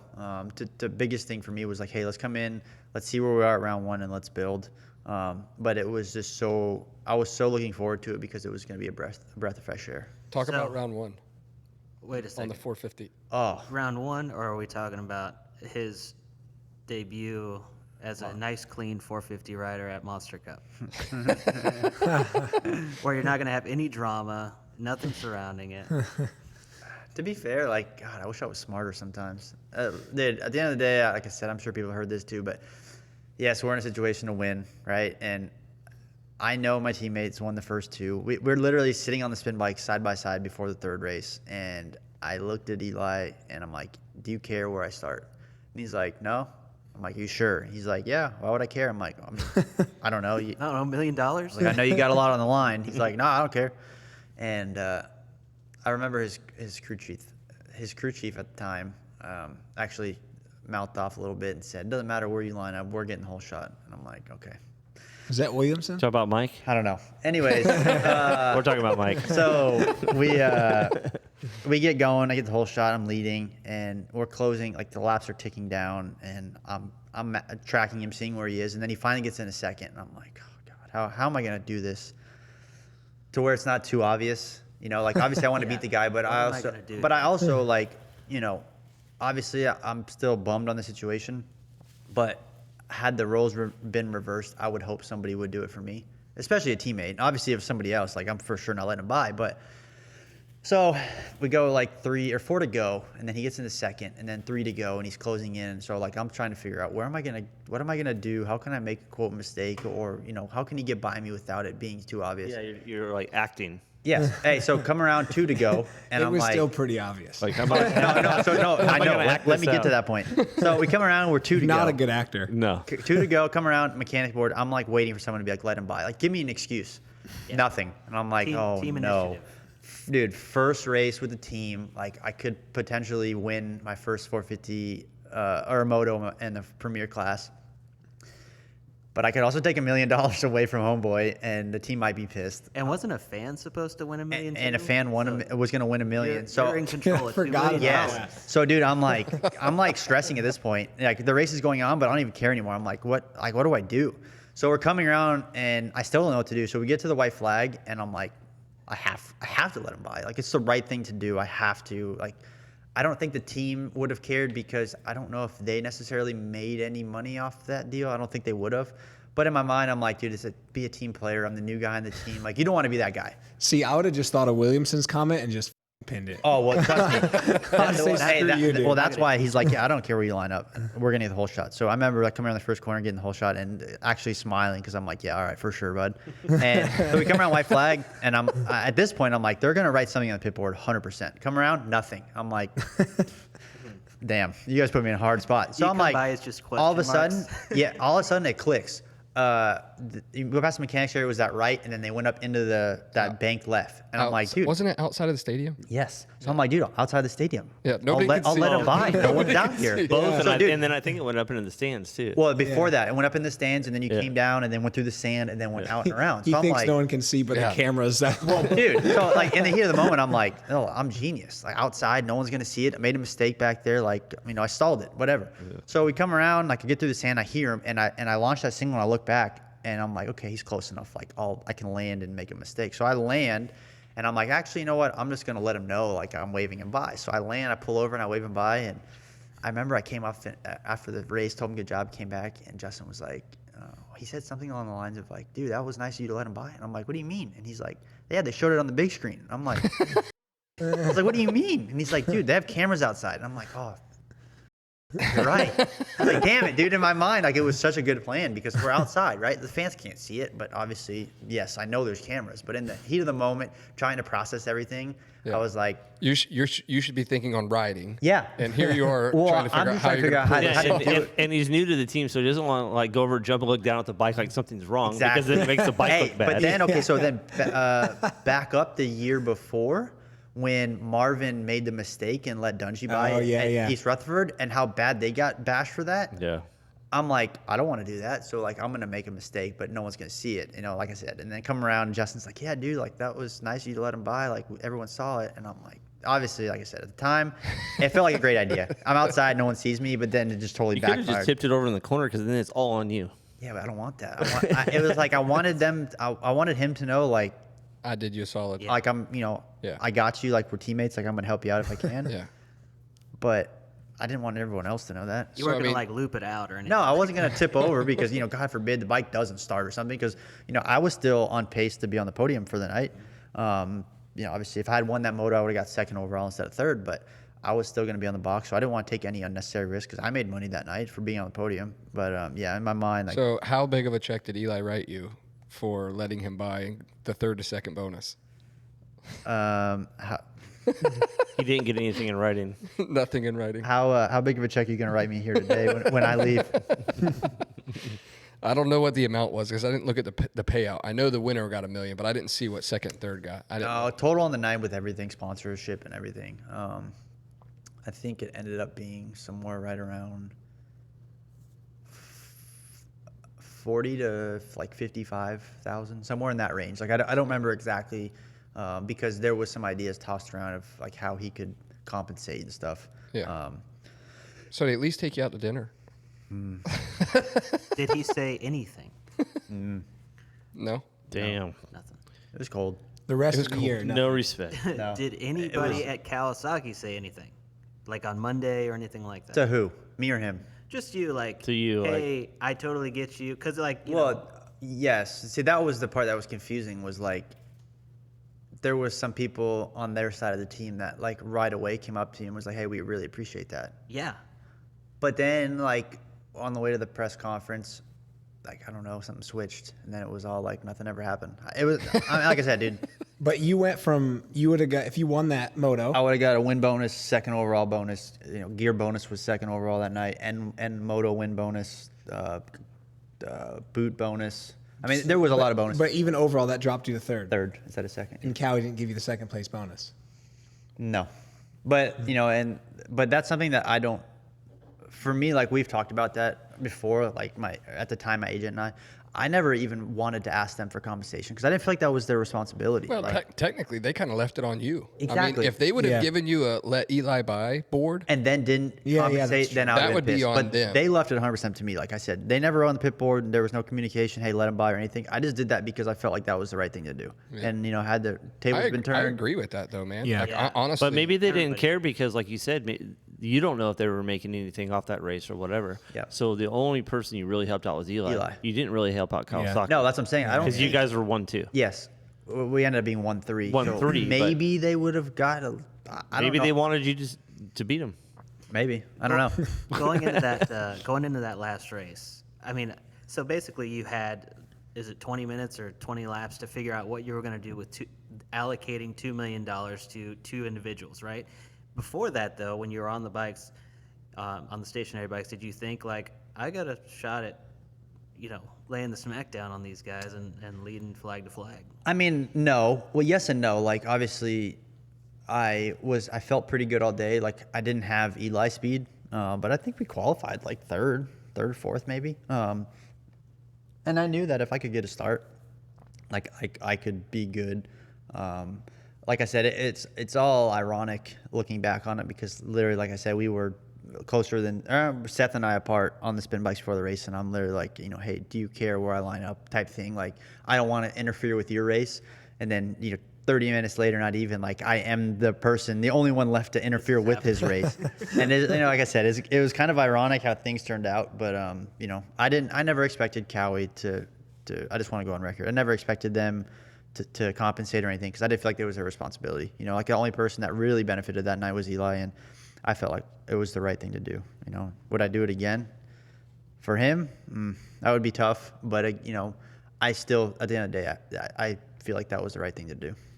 I think so. Yeah, I don't think anybody disagrees with you. Yeah, Yeah. I agree with that completely. Now let's talk about after that race. So you come off basically knowing that you could have won that moto. Yep. And then you go into 19 on the factory Cowie. How did that season go? The first round was chaos. It was raining. We had First round was Gogglegate. Yeah, we had goggle issues. What do you mean Gogglegate, Seth? I don't know the intricacies of it all, but all I remember is you lost a lot of positions because of goggles, right? I had to pull in for goggles. Yeah, we had. It was a little unorganized, and Then it I was kind think of there was a switch. Yeah, that was for round. No, we'll get into that, but that was for round 2. I got in a lot of trouble for that. Round 1, we have issues. Get water in the Talking about goggle. brand Roll off, issues? stop Yeah. working. So P16 in round 1 of your 450 career. Yep. And I'm bummed, pissed, also bummed because, like I said, I have a tendency, and I'm working on it, and I'll probably work on it for the rest of my life. But I have a tendency to like get a little over anxious. So we come up Monster Cup, and I'm like, dude, like I can do well. Yep. And then we get there, and I remember following Coop the first lap, and we were like mid pack towards the back, and I remember he came all the way back to like 4th or something. So I remember being like, dude, like he wasn't going that fast. I could have followed him. I could have gotten top 7, like even after a bad start. Then we go to round 2. Before we even get to round 2, it was at Phoenix, and I remember Cowie. They called me in, and they're like, hey, listen, we can't have any more goggle issues. Like we're paying you to perform, and I'm not going to do this. So I got put like in a little bit of a rock and a hard spot. So long story short, I went out for first practice, untimed, wearing Scott goggles. By the time I finished that practice, my agent had gotten a phone call from Just One. I was in breach of contract, which I mean, we knew, but I was like trying to explain to him, like, listen, like Cowie's putting a lot of pressure on me to make sure we don't have any issues. Like if we go to round 2, we have more issues. I'm like, dude, I might be fired. So like I was okay with taking that risk, and that was I don't know if I'm allowed to say this, but I will. That was like almost a $50,000 untimed practice goggle issue. In fines? From AMA? No. No. Oh, From the sponsor. You stayed in their gear though, right? Yeah. But you switched. No, I went back to their goggles. It still cost you $50K. Oof. Yeah, it was tough. I mean, on hindsight, it wasn't worth it, But but it sucks because Kali put you in a hard spot too because Very there are no hard. more issues. Yeah. And They they basically kind of were- put it on your lap. yeah. Again, it was like, So what hey, goggle did you ride with for the rest A lot of of the season? freedom on Just the one. Cowie So team. just one goggle. Yep. But no, I literally, Kali doesn't care what he wears, just No. as long as there's no goggle And issues. they don't care if he lets Eli by either. They're and I think honestly what made that situation way worse was, so obviously they went to China that year, the GP did, and Just One was the title sponsor. Well, dude, they get to China, the MXGP, and guess whose posters are plastered everywhere? Well, me. Guess what goggles I'm wearing? The Scott goggles from the untimed practice. No way. No way. Yes, dude. It's 8 minutes. Yes. You're on the track for 8 minutes, and they decided to pick that picture. I mean, there was literally like maybe 2 or 3 pictures from that practice period of me wearing those goggles, and the picture that they picked to plaster on all the billboards and everything at the China MXGP was me in Scott goggles. So I think that might have been some of the reason why the fine was so hefty. But I remember like them calling me pissed, and I was like saying, like, I was apologizing. And halfway through the conversation, I turned around and I'm like, wait a minute. I'm like, dude, I understand, like, you guys are pissed at me, and understandably so. But, dude, you guys chose the picture. You mean to tell me out of all the pictures from all year that we have so far, you chose the 8 minutes of untimed practice that I wore a different goggle? Yeah, I'm like, and send it to print. and sent to print, didn't get approved. What are the chances of that? Dude, and I'm like, I get it. It's my fault. I was put in a hard spot. But wasn't it their goggle that had the issue in yes, round 1? yes, So I mean, a little bit that's on them too. that was I mean, my. you shouldn't have had There was a lot of back and forth, but like I said, I was trying to explain to them, like, I get it, you guys are mad, but you guys also have a lot of money invested in me and in the company, and you mean to tell me that no one proofed this? Like, no one was like, hey, let's not use this photo. He's not wearing our goggle. Yeah. Because how many people are in the stands during time practice? Dude, not much. Maybe 600 people. Not much, yeah, exactly. Maybe. Yeah. Especially untimed. So who took the photos and who sent them out? That's the guy that needs to be chastised. Honestly, I don't remember for sure. Well, go wish I through the knew. rest of 19 though. So 19 was it. From there, I went to, what was next? A2? A2, Triple Crown. 8th at A2. Yep. 8th. Oakland. Triple Crown, A2. Arm pump, like no tomorrow. I remember still being frustrated, but I was like, hey, top 10, that's a step in the right direction. And mentally, I switched gloves that week, and they were the bigger size. Arm pump went away, went to Oakland, fastest qualifier. Or maybe second. I was almost fastest, or I was fastest till the end. Second qualifier, won the heat race. Was running second or third, and someone tipped over, and then was running second in the main event for like the first maybe 8 minutes or so, maybe not that long.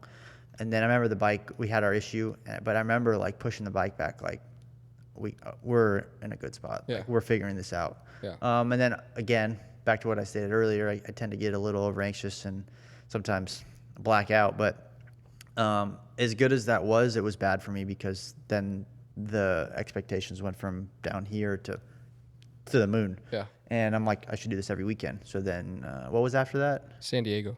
San Diego's in the mud.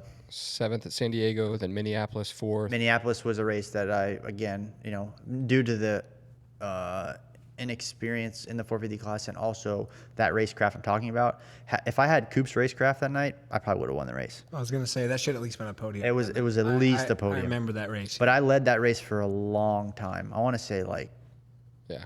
15 minutes, and Coop played me. And I made that mistake, and like that opened the floodgates. But had I had a little bit better racecraft at the time, like that was without a doubt a podium at worst. Yeah, at and least. like I said, if I had Coop's racecraft, like we win that race. So for me, we get there, and I'm like, dude, we're good. Like we're figuring this out. Like it's about to be game on. And from there, Yeah. I don't know what was next, but I'm pretty sure like it went downhill a little bit. Well, 4th at Mini, and then 5th the next weekend in Dallas. Yep. Or Arlington, and then 8th in Detroit, 9th in Atlanta, 5th in Daytona, 6th in Indy, 5 in Seattle. Minneapolis was, Nashville was also Nashville. 22nd.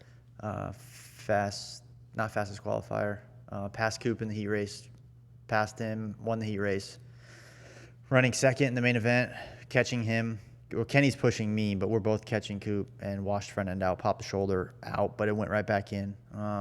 But again, like that was that point where I was rebuilding momentum and kind of not overreaching, but just being too confident, overly confident, not too confident, but just asking more than what I could get. So the shoulder popped out? It slid out, and then as I stood up and walked over to the tough lock and sat down, it went back in. And then I know the next week it was Denver. I think we got 5th that night. 5th in Denver. Yeah, we should have been 4th because I got past with a couple laps to go from Bogle. But again, like that's the side of me that I still struggle with, and I learned this year a lot. Like when I get things going, I have a hard time pacing myself. Like I get things going, and right away my mentality is to keep excelling. So a lot of those up and downs in there were due to the fact that I was asking too much and just being not a head case, but just being stupid, just trying to continue. And, sometimes the curve was going like the flat and then it would go really sharp. And in my mind, I'm like, it's just going to keep going up forever, right? Instead of like having that up and then a plateau and then an up and a plateau. Like I didn't like the plateau part. So I would find myself have a great weekend, and then find myself going back down. Yeah. So the up and downs were majority because I was just, again, being stupid, thinking this curve should just go straight up forever. But 19 was Supercross. I felt like was really good. I know it ended bad. East Rutherford, Yep, struggled there. 7th. Yep. Dude, that's Did a pretty something happen impressive. there? Did you? Yep, I went to LCQ. Brayton unintentionally cross jumped me in the heat race, put me into the net, and then I had to go to LCQ. And then I did crash in the main event. You had an injury at one round, didn't you? Wasn't it that one? No. Because you didn't race it after that, right? Yeah, I did. After East Rutherford? I didn't do Vegas because I crashed in practice. Okay. But again, there's a combination of things. Like I said, the mental side of me thinking the curve should go up forever. Also fighting injuries. Like I said, Nashville, popped my shoulder out. Raced the following weekend. Denver got 5th. And then what was after Denver? East Rutherford. East Rutherford. So I was still milking the shoulder. Well, I don't know. There's a gap there. I say milking. I don't know why I said that. I was still dealing with the shoulder, but also like the poor performance. There was like, could I have done a little bit better? Yes. Was my shoulder bothering me? Yes. But at that point, again, I was frustrated that I wasn't doing better than I was. So I'm like, my shoulder is still bothering me, but was it bothering me is bad enough to be 7th? No, we should have been 5th probably. And then the reason I started having some of these issues though is because I started going faster, and for whatever reason I felt like we could have done a better job testing.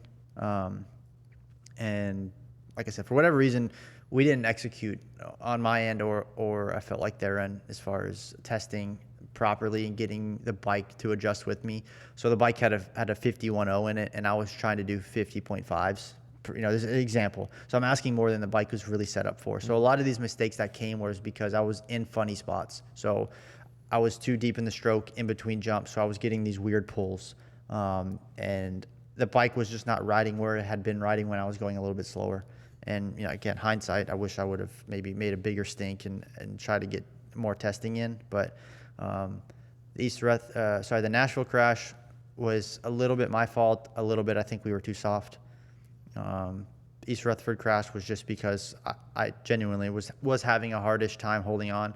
And then the Vegas crash was 100%. I was way too soft. Got into a transition, and the bike was almost bottomed. And it just pulled me one way and hit the tough block. Had a gnarly hematoma. I actually went to the hospital that night because they couldn't get the swelling in my leg to stop. So they took me to the hospital because the pain got really bad. But once I got there, they're like, "Hey, we're gonna keep watching you. Like, if the swelling doesn't stop, we're gonna have to cut your leg open to let it expand." Let the pressure go. And thankfully for me, like it stopped. But then obviously that set me back a little bit. Struggled with outdoor a little bit, but we figured it out towards the end. I just had to ride the bike different than what I had been accustomed to. Yeah. And that's also an area people don't understand too, like where you're saying the bike wasn't evolving with your speed and these little weird kicks you were getting. In the 250 class, most of the time you can get away with that. You get away with a lot. Yeah. Exactly. And moving to the big bike, that's a lot of guys do not understand. It is a massive, massive change. Yeah. So that 0.5% you're searching for, that leads to big consequences. Yeah. How about that the WW round in 19 in Florida? It was pretty cool there, wasn't it? Yeah, it was chilly. It was mellow. I wasn't even there. I had hired somebody to race for me. I don't know who showed up there, but it was tough. It's just, I mean, that was a brutal round. That was. It's a pretty impressive 450 debut, though. I thought, honestly. like looking back on it now, like I do feel like it was pretty good, and that's where, again, the timing is unfortunate. Obviously, had I won the title that year with Zach in 17, I think I would have been forced to move up anyways. Yeah. I don't know. In 18? Yeah, I think I would have been forced to move up in a year earlier in 18. So, I mean, in theory, maybe I would have had a second year, but then again, I don't know because I don't know if JG had a 2-year deal. So by moving up in 18, if I had to, and if they had Eli and JG locked in already, Right. I don't even know that I would have gone there. Might not even had a ride. It might not even had a ride. Dude, I was shocked after 19. I thought the whole time Cali was just in a 3-man team. Yeah. I was shocked they didn't keep you. I 'cause wish. That year, and as an outsider looking in, like your whole 250 career was very good. Yeah. But 19 is where, for me, the switch flipped. Like, okay, this dude's really legit, and I'm still shocked they didn't keep you. Yeah, like I said, so this circle has evolved back to what I was saying earlier. I don't think me not winning that title changed anything because, like I said, I don't think I would have been on Cowie because Cowie's made it pretty clear all these years, like three-man teams not something they can really afford. So maybe if I don't end up Cowie, I go somewhere else. Maybe I get a multiple-year deal on a 450. But that wasn't the case. We have a pretty good year in 19. I felt like there was moments for me I was like, okay, I can be competitive and a threat at this elite level. And then obviously, like, there was stipulations in my contract that would have renewed for another year that I didn't meet. But there was a small hope that I was like, maybe they'll hold Adam back one more year and I'll have another chance. Because I do feel like if I had another year, I could have made even more improvements than what I had, but it wasn't meant to be. So you wrap up 19 basically with Cowie, and then you go 20. You have people coming to you talking. I mean, did you have multiple offers on the table, or What did you have to do to? I don't know if you can answer this. What did you have to do to get that second year deal? was it just overall finish? Yeah. I'm assuming it's probably like a top 5 or a top 3 or something, and then they would commit to the following year, and if you don't meet it, you don't get it. Yeah. Yeah. More or less. Yeah. Yeah. So 20. Something along those lines. So not a lot of talks after 19. No, I not think really. it was kind of a bad time. Like everyone is in Dude, multiple year. yeah. Well, and everyone isn't that right when the whole COVID thing starts? That was like halfway through Supercross in 20. But going into 20, there was no, no foresight of that. But from what I remember, pretty much all the great spots, everyone was already locked in. Yeah. So there wasn't really anything open. All the OEM spots were taken. Yeah. Yeah. So then in 20, who did you end up going with? JGR. Now, when do they approach you? Is that towards the end of outdoors, or outdoors is done and you go searching? Middle-ish towards the end of outdoors. It was basically, I mean, after outdoors, I took some time off, and then I went to California and I tested the Moto Concepts Honda. And then I also went to North Carolina and rode the Suzuki, and those were my two options pretty much. So I was trying to figure out at the time, like, what's the more secure option. Yeah. For longevity wise, like, what is the smarter choice to take? Hard to say. Like, obviously at the end of the day, I had the final say. Hindsight, was I maybe persuaded a little bit, maybe a little bit. But I take it on the chin and I own it. Like, we made that decision because we thought that was the smarter route to take, and maybe hindsight it wasn't. Well, you take the data you have at the time and you make your best decisions. Yeah. Yeah, at the time I would agree with you though. Yeah. And Moto Concepts was just Supercross only, right? Yeah, and that was a big thing. Like, it was Supercross only, and I'm like, dude, I can't do that yet. Like, I'm too young. I'm still too fresh into this. I don't want to just do Supercross only, and I don't want to do Supercross only and then sit around and wait for a fill-in ride, because then if I do get a fill-in ride, I'm not going to have very much time on the bike before I go racing, and then it's not going to be a good look. So that was, I would say, arguably one of the main reasons why I went where I went, is because I'm like, at least I'm secure. I know for sure I'm going to have a Supercross and an outdoor deal, and I'm not going to be scrambling. Yeah. Or if an injury happens like it did, and you're on a Supercross only team, Yeah, the year's gone. Yes. Yeah. So what bad. ended up happening there? You had a injury in the off season that prevented you from racing Supercross the entire 2020 Supercross, correct? Yeah, I did a bunch of off-season stuff. I went to Paris, I raced Paris, and then I went to New Zealand and raced the Australian series. I did the New Zealand Supercross there, came home, and then went down to Australia to do the final round at Marvel Stadium. Went out for like open practice media day thing, Yeah. and there was like the whoop section, a left-hander, then a 3 onto a tabletop off, and I'd already done it, and just came around and went to go seat bounce the 3 on, and bike went into neutral, endoed, stepped through the bars, and shattered my heel. Shattered the heel, and there was something else, something in my foot. Basically, then so went to the hospital there. They told me, obviously, you'll never ride again, whatever, blah, blah, blah. I didn't want to get surgery there, but they had to put external fixations in it because the foot, it was the scaphoid or the navicular in the foot. That was the other thing I broke. But it had been shattered. Like, the impact pushed the bone through the bottom of my foot. So the bottom of my foot was like a grape. Like, the heel part had busted open from the impact. And then where the navicular had broken, basically my foot was clawed, right? So it was closing. So they had to put the external fixture in to keep the foot open. And that was all I would let them do there. So then I was stuck there for maybe, I don't know, 3-4 days. Wife had to fly out there and get me because I couldn't get around, and I was trying to leave. Like, I wanted to go home. I had a doctor already lined up in LA, and so she had to fly out there and get me. We had to hire a medical or aviation nurse to fly with me. So, we didn't have any blood clots or anything. So not only did I have to fly the wife out to Australia by herself, then I had to buy myself and the aviation nurse first class seats to go back because I needed to have a place to lay flat with my foot. Had the catheter in, and it was a big ordeal. Then Flew with a catheter in? yeah. Oh, dude. And then, constantly Damn. giving me blood thinner shots just to be on the safe side. So, dude, the craziest part was we did that whole flight, like 16 hours, landed in LA, and we get off the plane and they put me into the shuttle that was taking me straight to the hospital. And the dude looks at me and he's like, "Good luck, mate." I'm like, "Where are you off to now?" Back on the plane, headed back home, turned around, got back on the flight that day, went back to Australia. I'm like, "Dude, you're absolutely sad. No shower, no nothing, dude. Just straight grunted it." I'm like, "Bro, poor whoever sits next to that guy they're gonna hate their life." But landed, went to Cedars-Sinai in LA, met with a doctor in between surgeries, and he came in and he unwrapped it. And he's like, "Yeah, we'll fix it, no problem." And so then I'm like, "Sweet, like confidence is kind of building. Like, we're gonna be good." So we wait.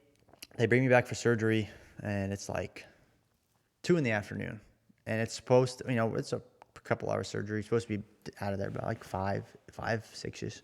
And I remember coming out of anesthesia, waking up, and my wife sitting there like half asleep, like looks upset, but like half asleep. And I'm like, "What's wrong?" And she's like, "I'm tired." I'm like, "It's like, what do you mean? It's like 6 o'clock." She's like, "No, it's midnight." And I'm like, "Oh no. What? Why is it midnight?" She's like, Well, I'm expecting this horrifying story. Something went way wrong. It's like, well, the surgery before you got held up, so they just kept you under the whole time, and we had to wait. So you're just laying there looking dead, and they're not even doing nothing to you. Yeah, so they brought me back at like 2 o'clock, and I remember thinking like it's gonna be 6 when I wake up, and it was midnight. And the first thing, dude, like I was so stressed. Heart sinks. Dude, You're I thinking felt the sick to worst. my stomach because leading into that too, the doctor's like, "Hey, do you want a block in your leg?" And I'm like, "Well, yeah." And they're like, "Well, the only issue is it's a very, very small chance, but you could lose feeling on the bottom of your foot." I'm like, "I'm out." So I didn't take the block. The surgery takes longer, or it gets delayed. I wake up, it's midnight. I'm stressing out. Then we get out of surgery, and I get back, and I mean, hindsight, like I still have a feeling in my foot, so I'm good. But dude, that was the biggest mistake I ever made because it was miserable, absolutely miserable. The worst pain I've ever been in. I wouldn't wish that on anybody in my entire life. And so yeah, fast forward to start 20 was not great. No, so you missed all Supercross. Yep. I mean, you got to go through a whole rehab process to get the foot back, gelled up. So then you go outdoor only. Real quick, I want to just thank Joey for sharing that story. I got to go lay down now. Dude, I was. How long was that till you could ride again? So that was, I think that was the first week in November, I believe. And then I think I got on a bike, like, outdoor was delayed that year because of COVID, right? Yeah, it didn't start till July, I think. I think I got on a bike at the end of May. Yeah. So 6 months-ish. Your first that's a big deal. race was Loretta Lynn's. Which actually, that was August. August 15th. Yeah, so outdoors was way delayed. It might have been later than May. Yeah, August 15th. And then the outdoors actually went into, like, Thunder Valley was October 3rd. Yep, Yep. that's right. And it was a 9-race series that year. Yeah, that was it. Were you glad to be back at Loretta's? Yeah, did you say you hated that place? Yeah, dude. I don't necessarily. Okay, I should rephrase that. I don't necessarily hate the place, but I hate the weight that place has. Yeah. As for a young for a young kid. young kid, Because I mean, dude, like I hate to say it, but you could go all year, kick everyone's ass, win everything. You go to Loretta's, maybe you get sick, maybe for whatever reason, like not necessarily COVID, or you get sick, you get the flu, maybe you're milking an injury. Why do I keep saying milking? Maybe you have an injury that you're trying to cover up, recovering from, or whatever. Or maybe you just don't have your best race. Yeah. You go there and you don't do well, it's over. There's too much spotlight on that Way race. too much Yeah, I spotlight on agree. that place. Yeah, You I mean- and vice versa. You could go all year, get beat all year, 6th, 7th places, go to Loretta's, win everything. Everyone, all of a sudden, you're the next greatest thing. Yep. And it's like, for me, we have such long series now, and it just blows my mind that one race has so much weight on it still. Well, in the amateur world, I mean, we're in amateur racing with the team, and between Loretta's and Minios, I mean, those are essentially the two Biggest. largest 100%, races of the year, and those are like the only ones that matter. Yep. I mean, everything else, if you make them, you make. Like, if you go, you go. If you don't, you don't. If you win, that's cool. If you don't, whatever. Well, but even if you go, like, I mean, we were talking to one of our sponsors, and we were talking about Ponca. I mean, Ponca used to be huge. I mean, it used to be the week before Loretta's. Yep. But now it was one of those things where we were just like, you know what? Just the expense of it, the logistics of it, trying to map it all out of how this is happening. Unfortunately, Ponca's kind of moved their schedule now where they're in what we consider like a bit of our off I was season. going to say, yeah. So we just made the decision not to go, and the guy was like, "Oh, it's no biggie." I can't even tell you who won Ponca, but I know who won Loretta's. I know who won Minios. Right. I mean, and even Drew, I mean, he made the decision to go race the K-Rock race because it's Kawasaki Racing Champions, and he's on a Cowie. So Drew made the decision to go to K-Rock and skip Ponca, and they were like, okay. Yeah, they didn't even care. Now, back in 2008 area, that would never happened. Right. Never. I mean, and I feel like, back in the Lake Whitney, days, I mean, I don't know. Loretta's has always carried a bunch of weight, in Minios too. But I feel like other races like Ponca and Lake Whitney. And there's a Grand, Vegas. Yeah, I was about to ask that. What was the one in Vegas? World Mini. World Mini. World Yeah. Mini. Yeah.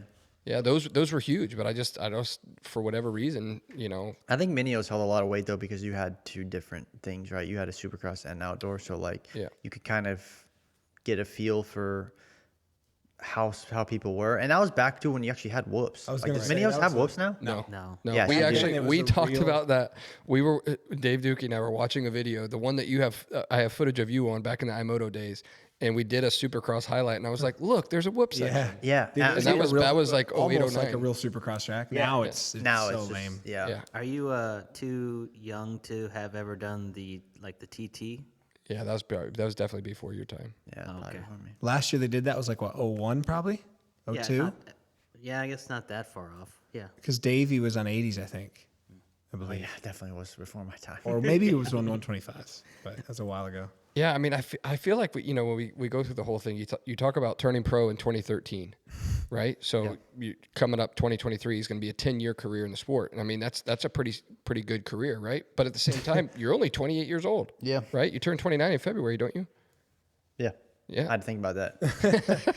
Yeah, 29. Dude, 2013 does not sound that long ago to me. No. It's crazy. I don't know why, but for me, it just when you think about like, man, I've raced professionally for 10 years. I mean, there's people that don't get that. No. I mean, no, there's no. people that don't race that long. I mean, outside of the Timmy Ferries of the world that, Right. go for 21 years or however long he went. I don't remember. We had him on the episode, but, I mean, that's, to me, 10 years is pretty solid. Yep. Yeah. Yeah. And that's where like I'm torn. I'm in a hard spot right now because I still feel like I still have a lot in the tank, and I still feel like I can be competitive. And unfortunately, the situation I'm at and the doors that have been left open don't leave me. That hasn't left me in a great spot. But like, dude, I feel like I'm so far away from being done, and I still feel like all of my career, all the great results and the terrible results, I still feel like my great results have yet to come. Like I still truly believe that I can win races.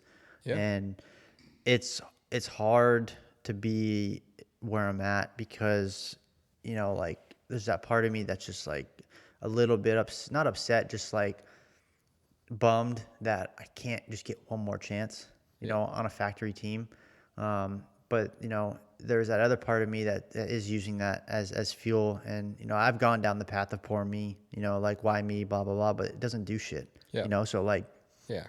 That's a tough mentality to have, man. The poor me thing. I mean, it's one of those It things doesn't work. you just got to grind. yeah, Yeah, and exactly. like I've been a bit of a mess lately. I'm sure you could tell I haven't shaved in God knows how long, but I mean, dude, I've been my own mechanic for the last 3 weeks. So like I go to the track, and I'm the one working on my bike. Yep. I've been doing my motos based off time. I don't have pit board. I don't have a mechanic. I come home, like I did an engine swap Wednesday and I haven't ridden since because I did something wrong. and I've had people come over and try to help me, but like I've been doing oil changes, oil filters, clutches, going over everything, keeping track of time on the engines. Like I said, did an engine swap.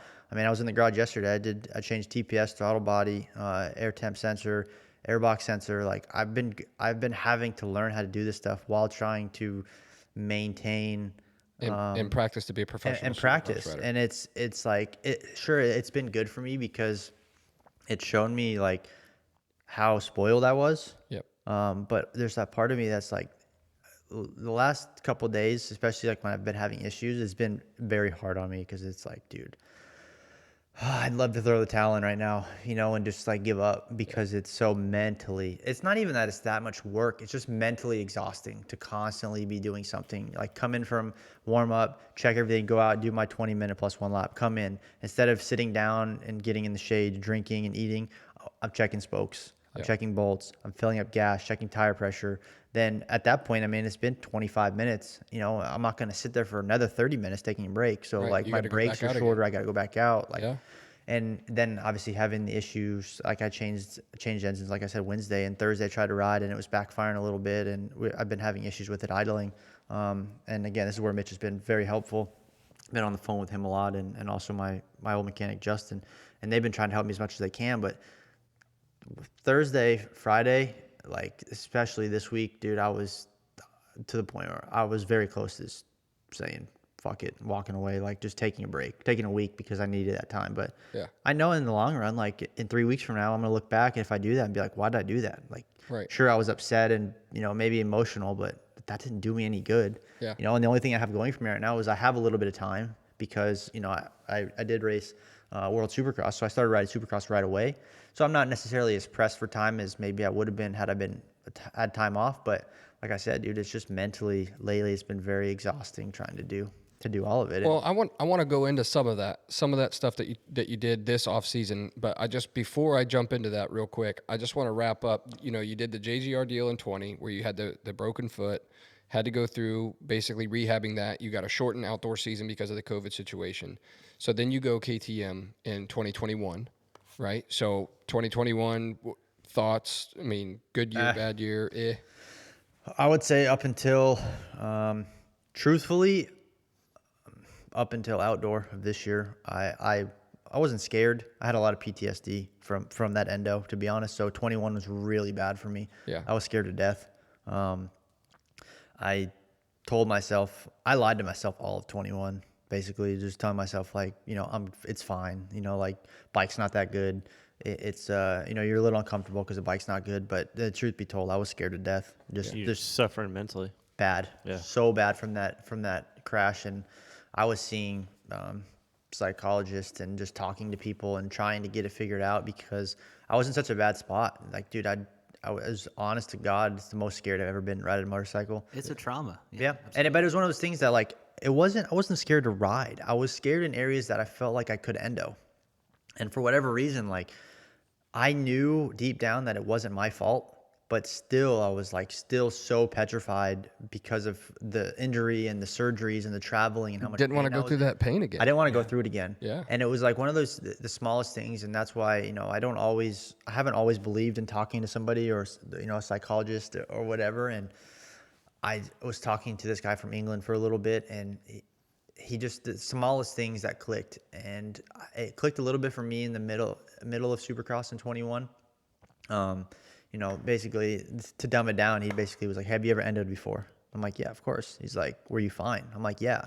And something that simple in my mind was like, again, the way the world works is very ironic because my dad had texted me a picture 1 week earlier than this meeting I had with this guy. And it was me at High Point in 2018, maybe. I got wheel spin off the middle tabletop, the small one, and entered my brains out and stepped through the bars. And I got up and bike was mangled. And I was done, but I was fine. And fast forward a week later, talking to this guy, and he's like, I want you to think about if you've ever endoed before. And I'm like, well, yeah, of course, dude. I've been riding dirt bike since I was 3. Yeah. And he's like, all right, well, think of like one of the last times that you had a bad endo and what happened. And it clicked. Like that picture my dad sent me. It was a High Point endoed. I was fine. And he's like, so why do you think that if you were to endo, like, why do you think it's going to be bad? And I'm like, well, I mean, I guess it shouldn't. Like, I've had plenty of endos and I'm fine. Like, could be, could not be. Exactly. Yeah. And instead of having the mentality of like it's going to be, it was like I've had issues before and I've had crashes and I've been fine. And something that simple for me like clicked. All of a sudden I was like, okay, I wasn't completely over it, but I felt like that relief go away or that tension go away and a lot of relief come in. And I wasn't as scared to ride. And then, fast forward starting 22, had a good off season going into 22. I still struggled a little bit with that bike. I don't know how much different it would be at the factory level, but that steel frame, I struggle with it. I really have, and I don't know why. So, had the opportunity. Had a weird crash when I tore my ACL. Like, I don't even know what happened or how I ended up tearing my ACL, but I caught a whoop 4 from the end, and the rear end stepped out. I missed the last whoop, and it high-sided me over the face of the double. And at the time, like, my hip had swollen pretty big, and my knee was a little swollen, so I just went in and said, hey, can you guys drain my knee? So the guy comes in, and he's like, yeah, let me take a look at it. And he grabbed my knee, and he did, like, the typical test. And he's like, yeah, I think your ACL's torn. I'm like, there's no shot. So, fast forward, go get it done. It's torn. I raced Oakland, and then I tried to race San Diego, got into a first-turn crash. Fast forward, get on the Cowie, get the call from Dan and Bruce at Cowie, hey, dude, we got to fill an opportunity. We don't know how long it's going to be, but do you want to do it? And I'm like, well, yeah, of course. Haven't ridden. I think I rode like 3 or 4 days on the KTM after my knee, but I'm like, I haven't ridden in 4 months. And they're like, all right, well, come out here. So go out there, and 3 days in, that scaredness went away, like completely. I felt like I was back to like the old me, and I didn't have that fear anymore. And how much of that was just everything coming back together, the whole talk of having the endo before and being okay, but also being back on a bike that I thoroughly enjoyed. I don't know how much of that played a factor into it, but I got on that bike and it was like it clicked again. You're back on green and felt good. you spent a lot of years there. Yeah. I was like, So Supercross of 22, you do the Anaheim one and you do Oakland, and then you said third round you got in a first turn crash. I did Anaheim healthy, Oakland I had torn ACL, Okay. then crashed in the first turn to San Diego. Was that in a heat? Yes, Okay. starting the heat, Didn't do the main, and then you were and that was done. it. And then got my knee fixed. Yeah. So 2 races in 22 for Supercross. Yep. And then at the end of Supercross, did you have a ride there, or were you already done it? No. So the way everything unfolded, with people leaving the team that I was on, and a lot of unknown, I basically Resigned? yeah, I had presented, or not presented. I had just basically gone to the team and said, hey, like, I don't know what's going on, and I don't really feel like it's my business to really know, but I want out. Yeah. And Yeah. you know, like, I don't know what we have to do to agree to that. And obviously there was some pushback at first. So were you rehabbing at that time from the injury? Yep. Okay. So there was pushback at first, but then, you know, it got to the point where a lot of the pieces of the puzzle were on my side of the table, and I had a lot on my side that would be hard to argue, and it just got to the point where they finally, I shouldn't say they, he finally agreed to say, hey, like, I get it, whatever you want to go for it, and it was right around the So same that's time. when Cowie calls. You're rehabbing. You're done with your current Yep. team, and then Cowie calls and says, "Hey, you know, we need you to fill in." I'm assuming that's for AC. Yep. So he's out for the outdoors. We need you. Well, they didn't even say all the outdoors. They just said, hey, he's out for at least the first couple of rounds. We need somebody out there. You know, we can't promise you that it's going to be all year, but do you want to do it? I'm like, yeah, absolutely. Like, of course. So obviously getting there was a little weird just because, like, I had left. I was bummed I didn't get rehired. But then getting there, I had 13 days of riding total going into Paula 1. Yeah. Get there. We go Thursday. We rode Tuesday. I rode Monday, and then we went Tuesday Paula press. Ride Paula. Felt pretty good. Like, speed-wise, was pretty close to everybody that, you know, was doing well. Go home Tuesday night, get a call Wednesday. Hey, we're going to pull you for this weekend. I'm like, what? And he's like, yeah, like, we're going to sit you out this weekend. I'm like, why? Like, we just think, you know, another week would do you good. I'm like, I hear you, but, like, I've been busting my ass. Like, I want to go racing. And, like, no, we know and we appreciate all the work, but we feel like for you and for us, it's only going to benefit you if you wait. And I'm like, fuck, dude, this is going to turn into more than a one-round deal. So, like, I thought about arguing it, but I'm like, dude, I get it. Like, I understand where they're coming from.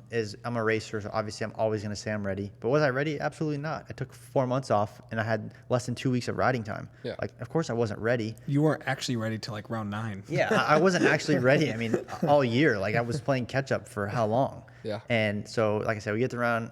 So they held you till Hangtown. Yep. And that was the only reason I went racing is because I basically did the right thing at round 1. I understood, didn't argue. I said, I get it. I showed up because I do like Jason a lot. I think he's a good dude. We were teammates back in 2014 at Rockstar. And I'm like, dude, Jason's been flying. I'm like, I feel like it's only right to show up and support the team, right? Like, you know, like I did with Eli. Like, as my boy, as my teammate, I'm going to help him out. So I show up, and they were shocked that I showed up. And so then fast forward, we go ride Monday, Tuesday. I called Dan Wednesday. I'm like, can I go racing? And he's like, actually, you know, I was going to call you. And I'm like, oh, God, here we go. He's like, if you want my opinion, I think we wait. And I'm like, all right. And he's like, that's it? And I'm like, what do you mean that's it? And he's like, you're not going to say anything? And I'm like, well, I mean, you're the boss, right? Like, I'm not going to argue with you. Like, you know how I feel. And he's like, well, I don't. What do you think? And I'm like, I think I go racing. Like I said last week, I want to go racing. And he's like, all right, we'll go racing. And I was like, what?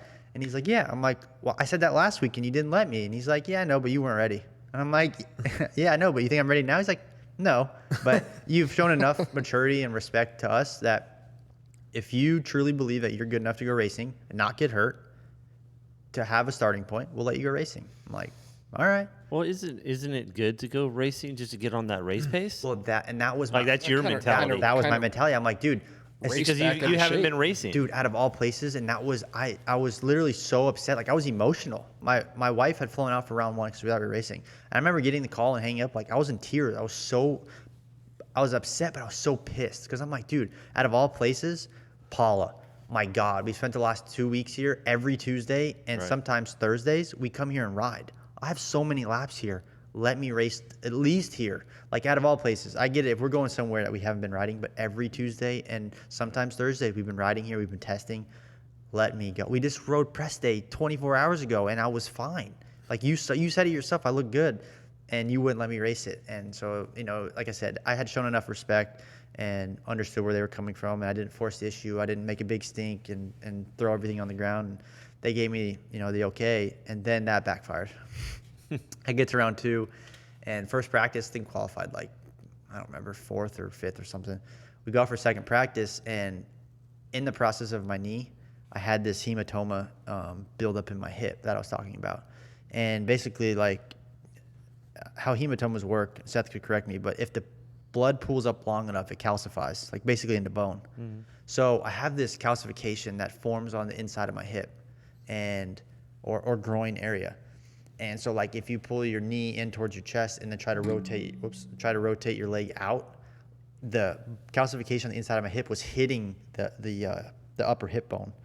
So, like, it was bone on bone, and I couldn't open my leg. It was like 2 bones hitting. Well, so second practice, I, like, dab my foot as I'm falling, and the bike kind of goes out from underneath me, and bone on bone, and it just smashed right through bone on bone. So after, I didn't even finish that practice. And going back to the rig, sitting in the rig, I could barely even pick my leg up off the ground. So the Dan comes upstairs. He's like, "You all right?" I'm like, "Yeah, my leg's bothering me a little bit." And he's like, "I'm glad we're here to go racing, because it'd be a shame if you didn't."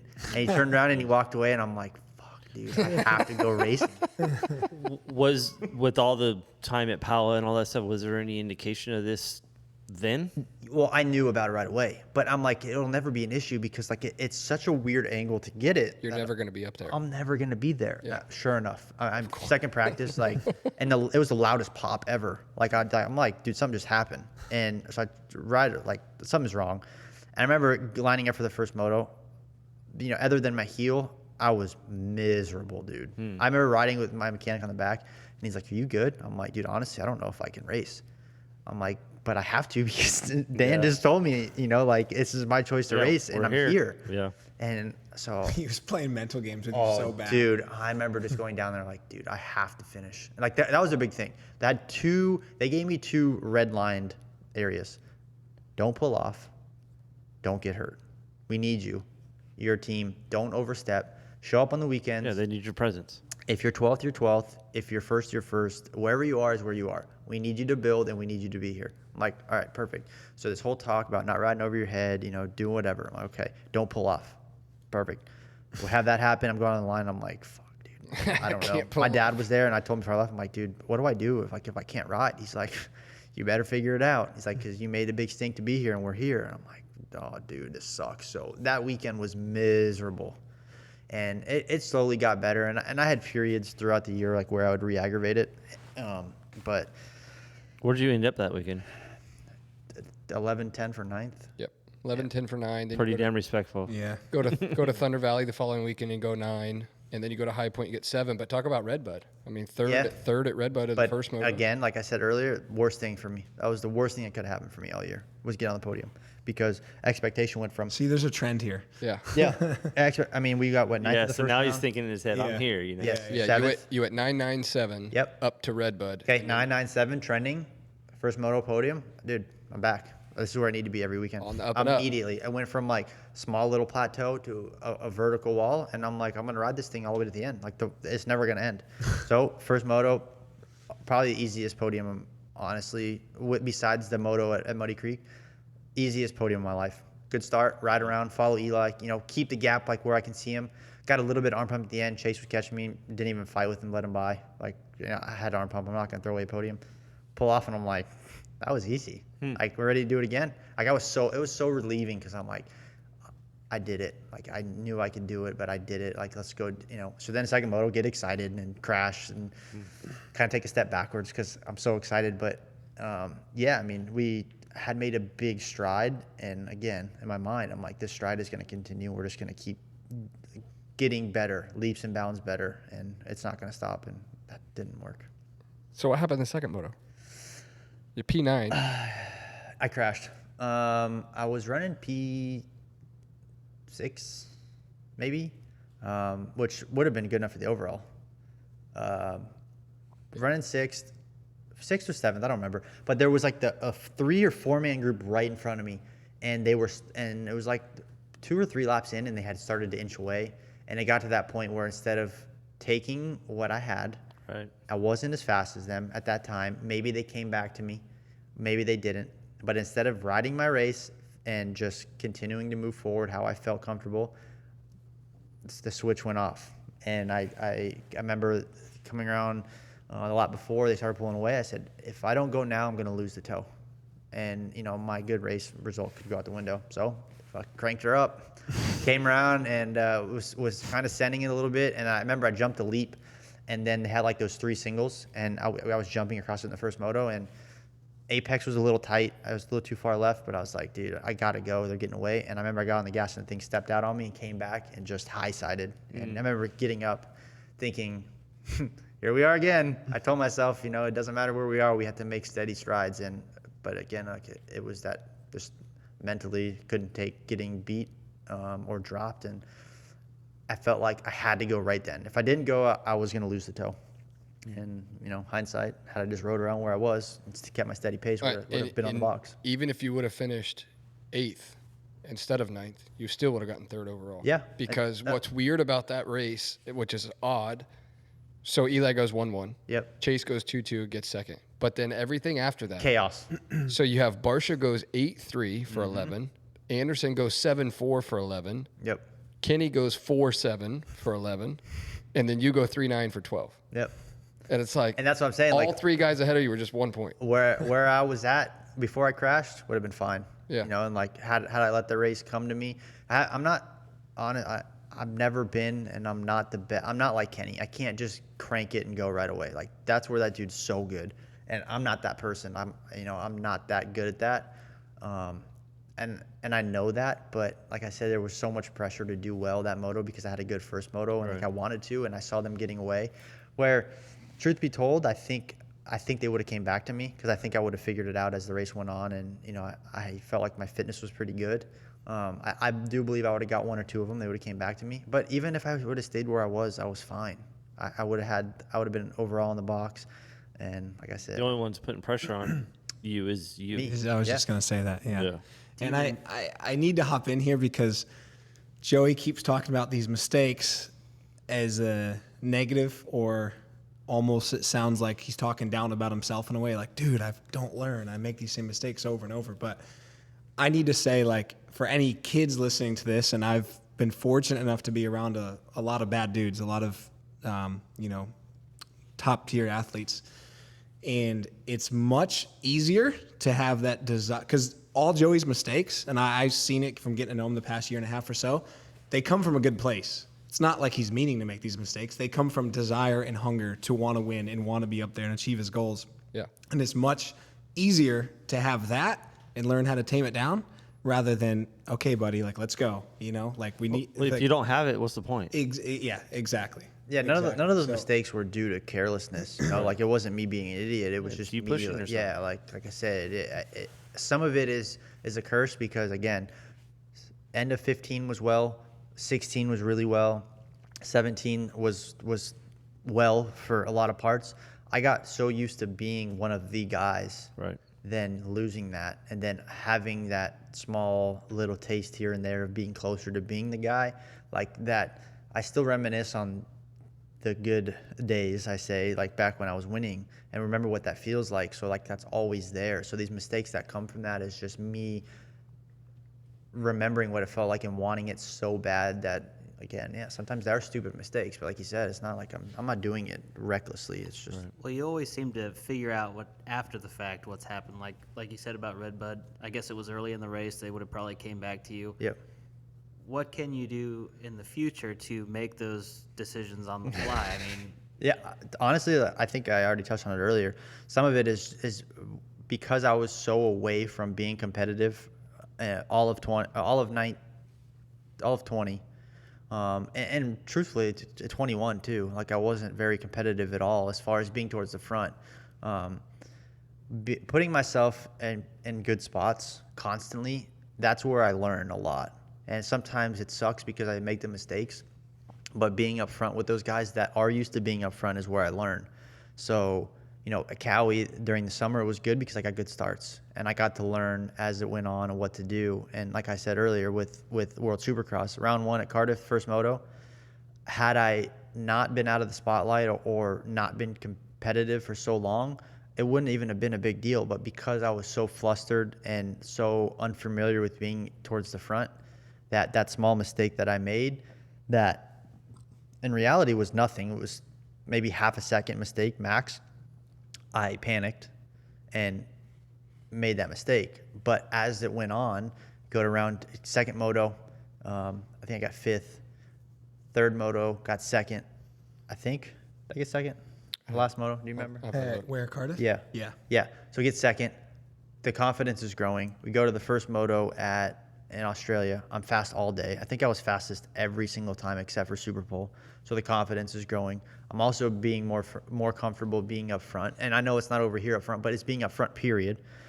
Go to the first race, get the whole shot. Didn't make a mistake, just didn't rush through the section as much. Kenny got me, and I was pretty close to Kenny for a long time. I got COVID after I got back from Cardiff, so I was sick in between rounds. So I didn't have the energy, but I thankfully I had been experiencing what it was like to be up front. So I think the biggest missing piece for me has been not being at the front and being competitive. And since I've been able to do that, during the summer I was more competitive, and then obviously World Supercross I was competitive. I think just to learn quicker, I have to be in those spots. You don't learn anything being back in 8th and 10th place, and not to take anything away, but because it's so much more, like, think about it. If you're running in 8th or 10th, there's not that much pressure. Okay. Right? Like, yeah, sure, you're battling, but you're not pressured in a sense. Whereas if you're running top 4, top 5, there's that podium opportunity there. There's way more pressure to figure out how to be better and execute on the fly. And if you're unfamiliar with that, you get forced into mistakes a lot easier because, number one, you're uncomfortable, but number two, you're not always thinking clearly because there's so much going on inside of your brain. Yeah. So for me, I think the biggest thing, if I want to have a good year coming up, from the beginning, from round 1, I have to put myself in a good spot. Towards the front for sure. Starts are so important, and you have to get off the gate. You get off the gate, you put yourself up front, you can learn. But you get a mid-pack start, trust me, don't get me wrong. The top 12 dudes are badasses on bikes, right? They're flying. No doubt. Absolutely. But you don't learn as much being in 10th and 12th place as you do being inside the top 5. Does that same mentality go for Supercross and Motocross? I mean, I could see a Yeah. 35-minute moto. Absolutely. I'm in 8th or 9th. I'm kind of just in no man's land by minute 25. But, I mean, even though as fast-paced as Supercross is, it's not the same as running top 3. No. I mean, there's a reason that the guys at the front are at the front, right? They're more times than not the best guys, the most experienced, the smartest, the best. And that gap from 3rd to 8th, it's not that it's that big, but it's the idea and the pressure of having an opportunity to be near the podium. It just has more weight. Yeah, is being up front more mental? Yes. Oh, yeah. Absolutely. at that It's point. not that the speed differential is that much, but it's the pressure and the weight of having that carrot there. It's being that close. That's really interesting. The biggest- you could assume that, but Well, you're just thinking of the opportunity Yeah. that could happen. Yeah. And a lot of times your mindset flips from, obviously focus on what you have to focus on to, okay, don't mess up. Don't Yeah. mess up. The Oh, you objective idiot. Why'd you make that changes. mistake? Well, maybe when you're back in 8th, 9th, 10th, whatever, there's more of a crowd around you. At least if you're in that top 5, you're concentrating on driving forward. Yeah. The race is in front of you, not everybody else around you. Yeah. Yeah. Yeah, exactly. Because obviously more can happen when you're in that pack. That's the objective changes once For sure. you Absolutely. are in a certain position. But as he's alluding to, the guys that are up front every week, when they get a whole shot or if they start 3rd or if they're in a battle for a podium or the lead, they're not thinking, don't mess up, don't mess up. They're thinking okay, this is fine. I'm marking him. Okay, he's weak here. I can get. They're working. yes, exactly. It's They're very it's not comfortable. the end of the world if they make a mistake, right? So for someone like me who hasn't had that many podiums or any actually in the 450 class, when that opportunity presents itself, there's that thought of don't mess up because this could be our first, right? So then when you have somebody like Eli, somebody like Chase or Jason, you have these guys who have multiple race wins on a year, multiple, I mean, dozens and dozens of podiums in their career. If they tip over and they miss out on a 3rd and they go to 6th, yeah, sure, that's points. It's not the end of the world, but that's not their first podium that they're going to miss out on. So that weight is there, right? So, I mean, I know for a fact that the first moto at Redbud, the last 5 minutes, dude, all I could think of was don't crash. Don't make a mistake. Don't crash. And that's the worst thing you could think of. But because I haven't had, You shouldn't have to think about that. no, Yeah. but because I've never had a career outdoor podium. Yeah, your highest at that point would have been the 4th at Ironman. Yeah, that's all I could think of was, dude, bring it home and we're going to be on the box. And of course, had I had 15 of those prior, I wouldn't even have thought about it. Would have just kept going. But it's that idea of getting your first, right? And that's why they always say the first win is the hardest, because the pressure of getting to that point and executing. And being able to hang on. Yes. And then you get one, and then so the next time you're in that position, you're like, well, I did it last time. Like, it's not that big of a deal. And then you get another one, and then after that, it's like, yeah, I've done Snowballs. it. Yeah, it snowballs. What was your personal opinion, if you have one, on that World Supercross series? Um, Do you wish it was longer? Do you wish it was Like round-wise, was it or just right? Or the only thing, and I told those guys this, the only thing that I wish they would do or think about for next year is don't do 3. Let's do 2. Let's do 2 12. Either if we're gonna do laps, let's do like 2 14-lap main events or 2 12-minute plus 1 main events, right? And then let's alternate. Let's let the 250s go off, do their 12, and then when they finish, let's line us up. Let's do our first one, and then let's let them line up, do their second, and then let us line up and do our second. And then we alternate, because then we're not, again, it's such a rush, and then it also gives the fans a chance to kind of regroup a little bit, but it also gives us a chance to regroup. And I'm speaking for everybody. For me, I was fine with it. Like, I was ready to go back to back to back. I was fine. Right. But from a racing perspective, if you want the quality of racing to be the best it can be, you kind of have to give everybody a chance to reset. And with the breaks being as short as they were, people's heart rates were still elevated. It was a little bit rushed and chaotic. So like you get a lot more fall off from first to 10th because of that short gap. Now, obviously, for guys at the front, like I said, for me, I was fine with it. But for a racing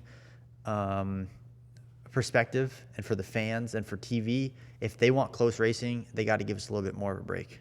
Right. And I don't think 3 is necessary. Like, I think we do 2 little bit longer ones. The 8, 8, 12, it goes by quick, really quick. Yeah. But that's why I think if you extend it a little bit, maybe, like I said, do 2 12 minutes or 2 14 laps, it's a little bit longer. So the racing extends a little bit, but you also give us a little bit more break so that when we go back out, we have a little bit more energy in us to perform. Because at the end of the day, like, that's we perform, right? Like, we go racing, but our job is to entertain. And if you have a bunch of dudes who have their tongue hanging out by the third moto and are dying, they're out there trying to survive. Yeah, so that's not really, like, that's not good entertainment. What was the time frame between races? 5 minutes from the time the first guy crossed the finish line to the time the gate drop. God, dude, it was insane. I watched it both rounds. I watched live on TV, and dude, I barely had time to, like, I went and took a piss, and I almost missed the start of the next. Yeah, and the first round was and then less. the mechanics scrambling, trying to look over the bike, and like. No, there's no looking over it. You come in and set the whole shot device. Yeah. Put some fuel in it or no? No, you top it off to the top and let her. Because I mean, 2 8s and a 12, it was 8 minutes for laps. I think laps. It was laps, so it was only 20 laps. So like, we weren't stressed on gas. Yeah. But like, I can speak for me personally. When I crashed in the first Moto Cardiff, that bike was hammered. Well, so, 2 8s and a 12 would have been 28 laps, right? No. Yeah. Sorry, you're right. I don't know what my math. So you crashed, math's hard. and then you gotta go back out. Yes. So we crashed, and I can't finish because when I crashed, the bike went into the ramp and it hammered it. But thankfully, we had brought 2 bikes, and we had a second bike teched. So I mean, we had enough time to come around, get the other bike, start it up a little bit, warm it up, set the whole shot device, and like, I had time. But I can tell you that the break at Cardiff, there is not a single chance that was 5 minutes. I bet you if it was 4 minutes, I'd be shocked. And I'm telling you that when we crossed for the second one, to start the third one, so we crossed the finish line on the second. I mean, dude, I'm telling you, there were still people setting the whole shot device, and the 2 card was already up. Like, I'm telling you, it was 4 minutes max. Wow. So that was we had a little bit of a complaint for round 2. We just wanted to make sure, like, hey, let's do 5 minutes from the time the last guy crosses. Because if you're almost lapping the guy and you get the checker flag and it's 5 minutes from the time you cross, that guy's got to do the whole lap. So there's another 45, 50 seconds. Right. That's a minute. That means there's 4 minutes left. By the time he comes around, it's probably 3.5, 3 minutes. He's still got to set the whole shot device. Some guys have to change gloves, and goggles. That guy's pretty gassed already. And that guy's fried. He's got 3 minutes to get all this stuff done. All right, gate dropping, boys. Let's go. And, so that's why we were like, hey, let's make sure it's 5 minutes from the time of the last guy. So at least it's fair for everybody. So I understand the heart rate thing. Yeah. God dang. It's just intervals. Yeah, it was Yeah. gnarly. Yeah. But it was a lot easier than what it was at Sandbox because I was doing them before I left for the first round, but it was still summer. Right. Dude, I called Ricky and I was like, hey, I know you guys are like anti-World Supercross or whatever, but please don't get any ideas because this is miserable. And he's like, oh, what do you mean? Like you gotta be in shape. I'm like, trust me, I hear you, but this sucks because it's hot right now. Not that it will be for Supercross, but just the short break thing it changes the game a little bit. Is that series going to add more rounds or no? It's supposed to. Supposedly. Supposed to. Yeah. The schedule's not out yet, though, right? I don't think so. It's supposed to add more rounds, but we'll see. Supposedly like 6 to 8. Maybe. What do you think about the traveling? I mean, is that something you enjoy, like being able to go see different places, or did you not really get much time to do anything? It was fun. Like, don't get me wrong. Like I mean, have you been to enjoyed it. Australia before? Yeah, when I got hurt. Okay. Yeah. He's the heel. Yeah, I forgot about Yeah, well, and I had gone before that. I went twice as an amateur, and then I went once like in 2011, maybe. I can't remember. I'd been like 4 or 5 times, but I mean, dude, don't get me wrong. I enjoyed it. I enjoy seeing things.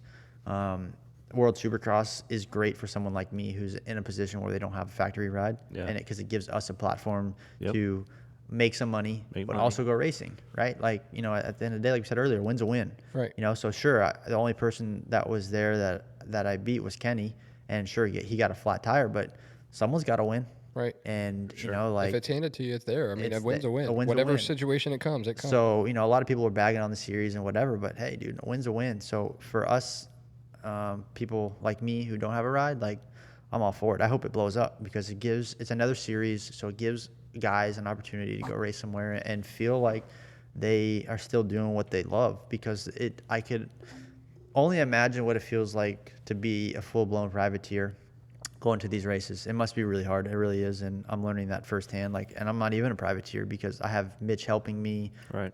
with stuff, and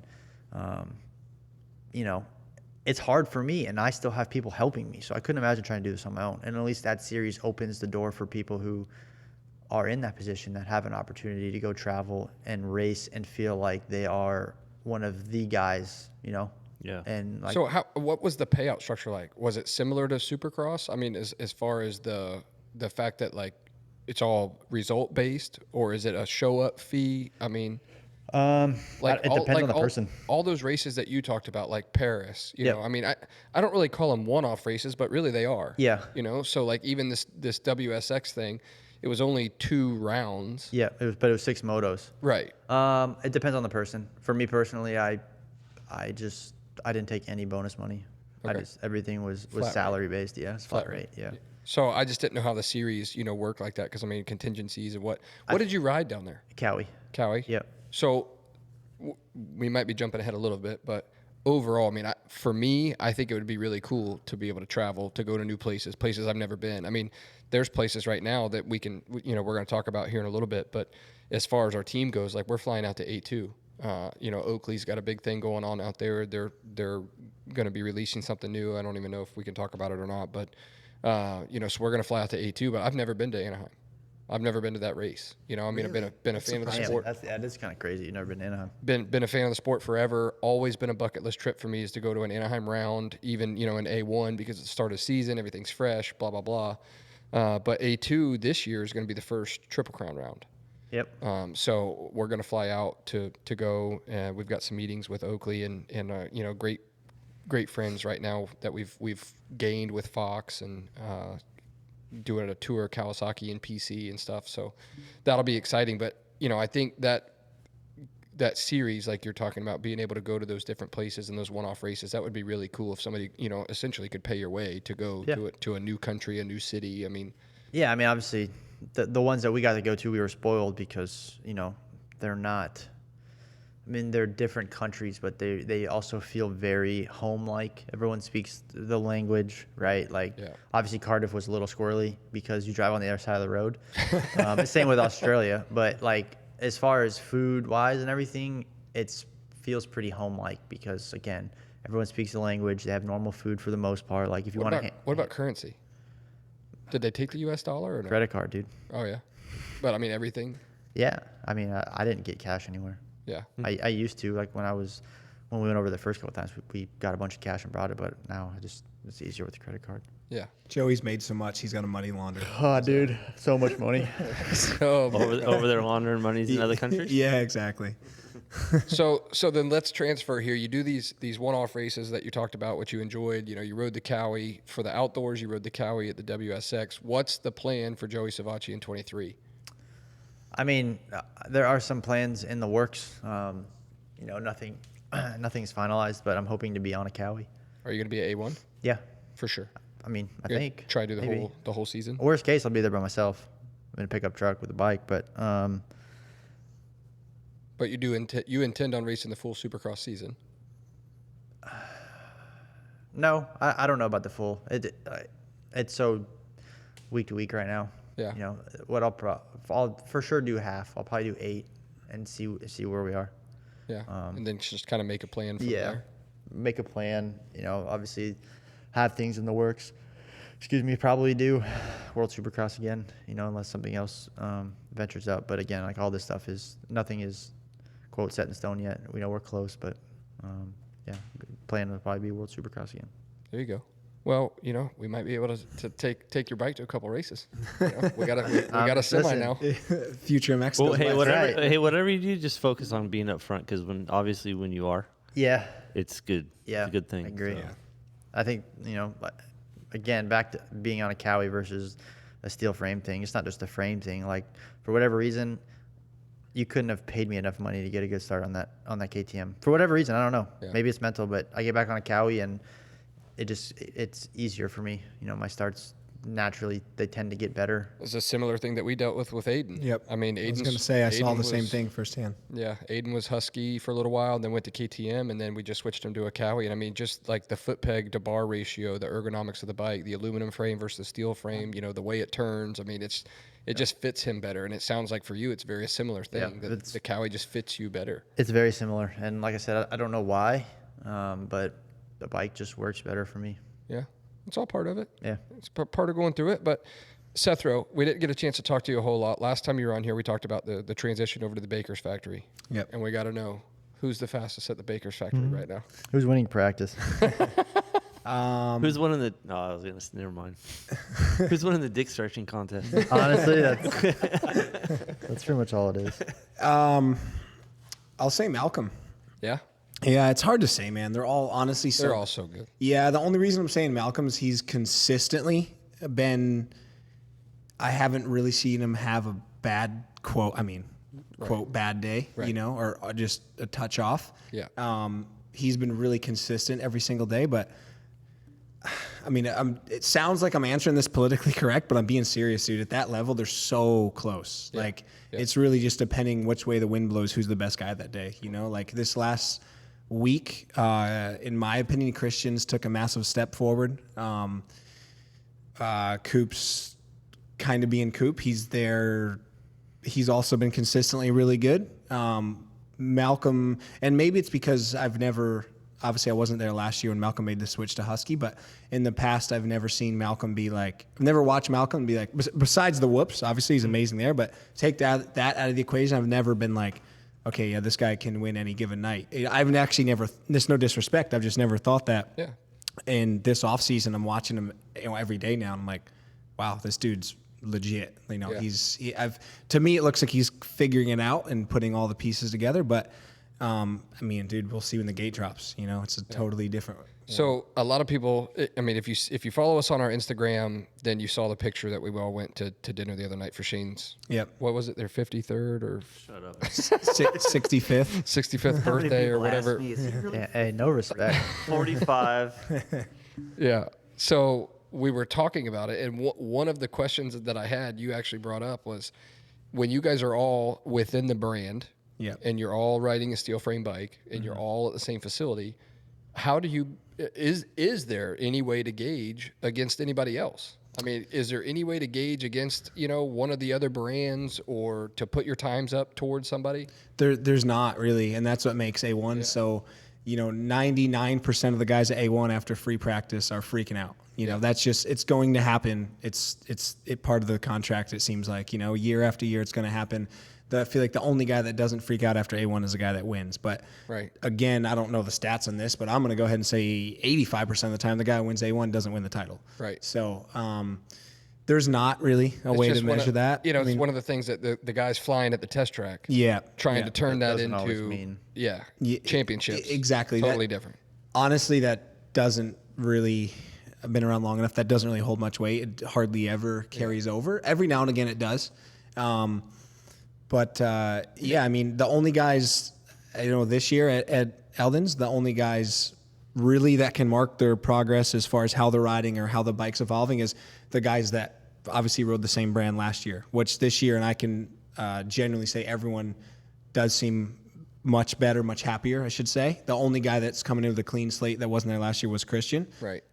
So I don't think he has a marker really where he's at besides the people he's riding with. Yep.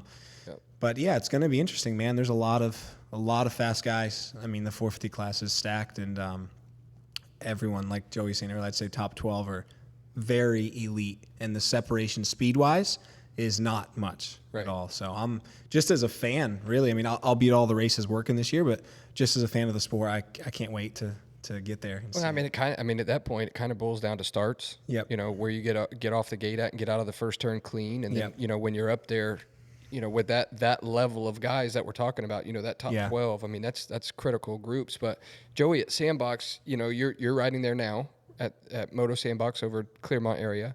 Who do you get to ride with out there? That I mean, before we jump into that, the starts are gigantic. I remember last year leaving A1 and probably the most confused I've ever been because I ride with Kenny a lot during the week. And obviously Chiz is there right now too. But I rode with Kenny a decent amount before the season last year when he did ride. And I remember like one of the last days that we rode before we went to A1, I was doing sprints and I think he was doing like some short stuff, 3-4 lappers. And I remember like, this guy's not going to break the top 10.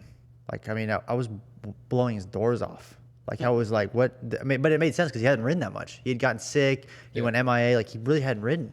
Dude, and I remember, like, this he's really going to struggle. And he got to A1, and he hole shot, and he won. And I remember leaving there, dude, just like, what the fuck just happened? Like, I'm so confused. Because that guy I just saw 4 days ago, there's no shot that's the same guy.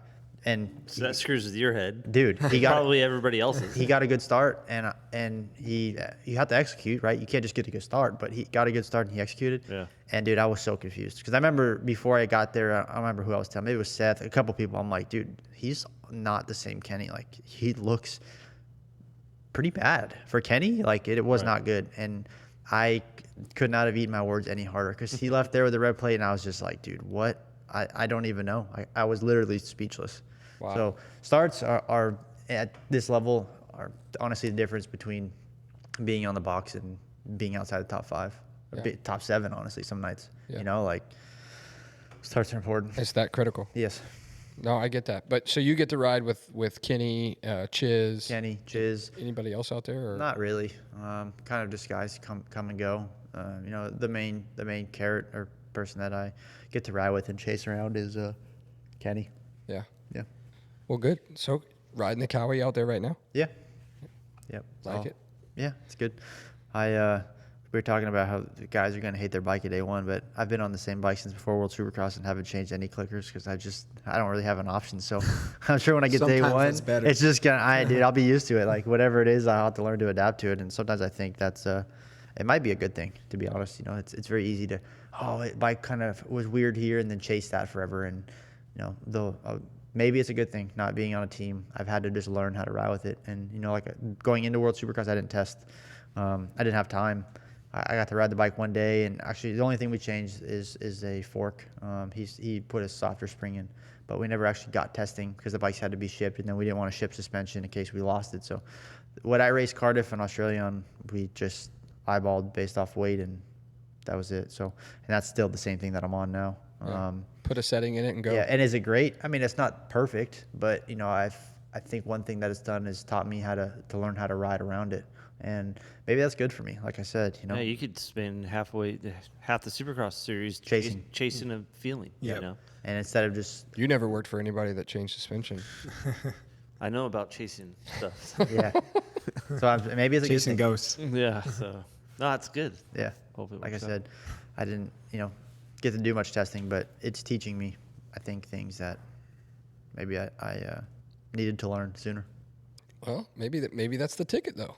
Maybe some of those things. And maybe it is. Maybe we go to A1 and we do really well, and I'm like, wow, dude, this is what I've been missing. Maybe we go to A1 and we get our teeth kicked in. I mean, Hey, that's not the right attitude. no, but that's the nature of the beast. The A1 is an unknown. Like, so Yeah. you could feel great all off season, get there and just get waxed, and like you could be Kenny and not But- be that good and show up and win. But like Seth said, A1 doesn't define the series. No, not at all.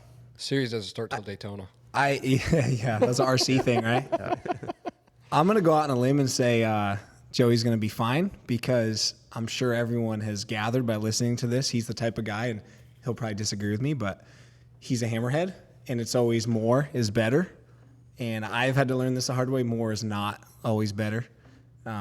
So yeah, I think he'll be fine. I mean, I believe in my ability. I believe I'm good on a dirt bike, so I don't think that I'm necessarily not going to be fine. But again, it's that nature of where are we, and if we show up and we're 7th, 8th, I'm obviously going to want 5th, and if we show up and we're 10th, I'm going to want 8th. And Well, you got to have a goal. yes, Yeah. and so and that's the fine line of having a goal, and if you meet it, great, and if you don't freak out. Well, you've also smelled that blood of the wins Yep. and the title contending series. You know, I mean, 16, 17, you're right there in the mix all the way up until the last round. So, I mean, you've smelt the blood before. Now that the blood's in the water, you're one of those guys that I want to do that again. Yeah. And you still feel like you can, which is great, and you're young enough to still do it. I mean, 28 years old is not a high number in the Not sport. old, no.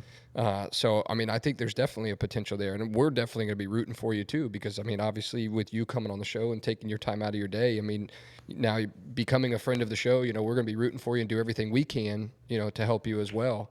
One thing I did want to touch on, though, is we talked about it last week on episode 11, that week of Minios for us, Seth. And I know you and I talked about it at dinner the other night.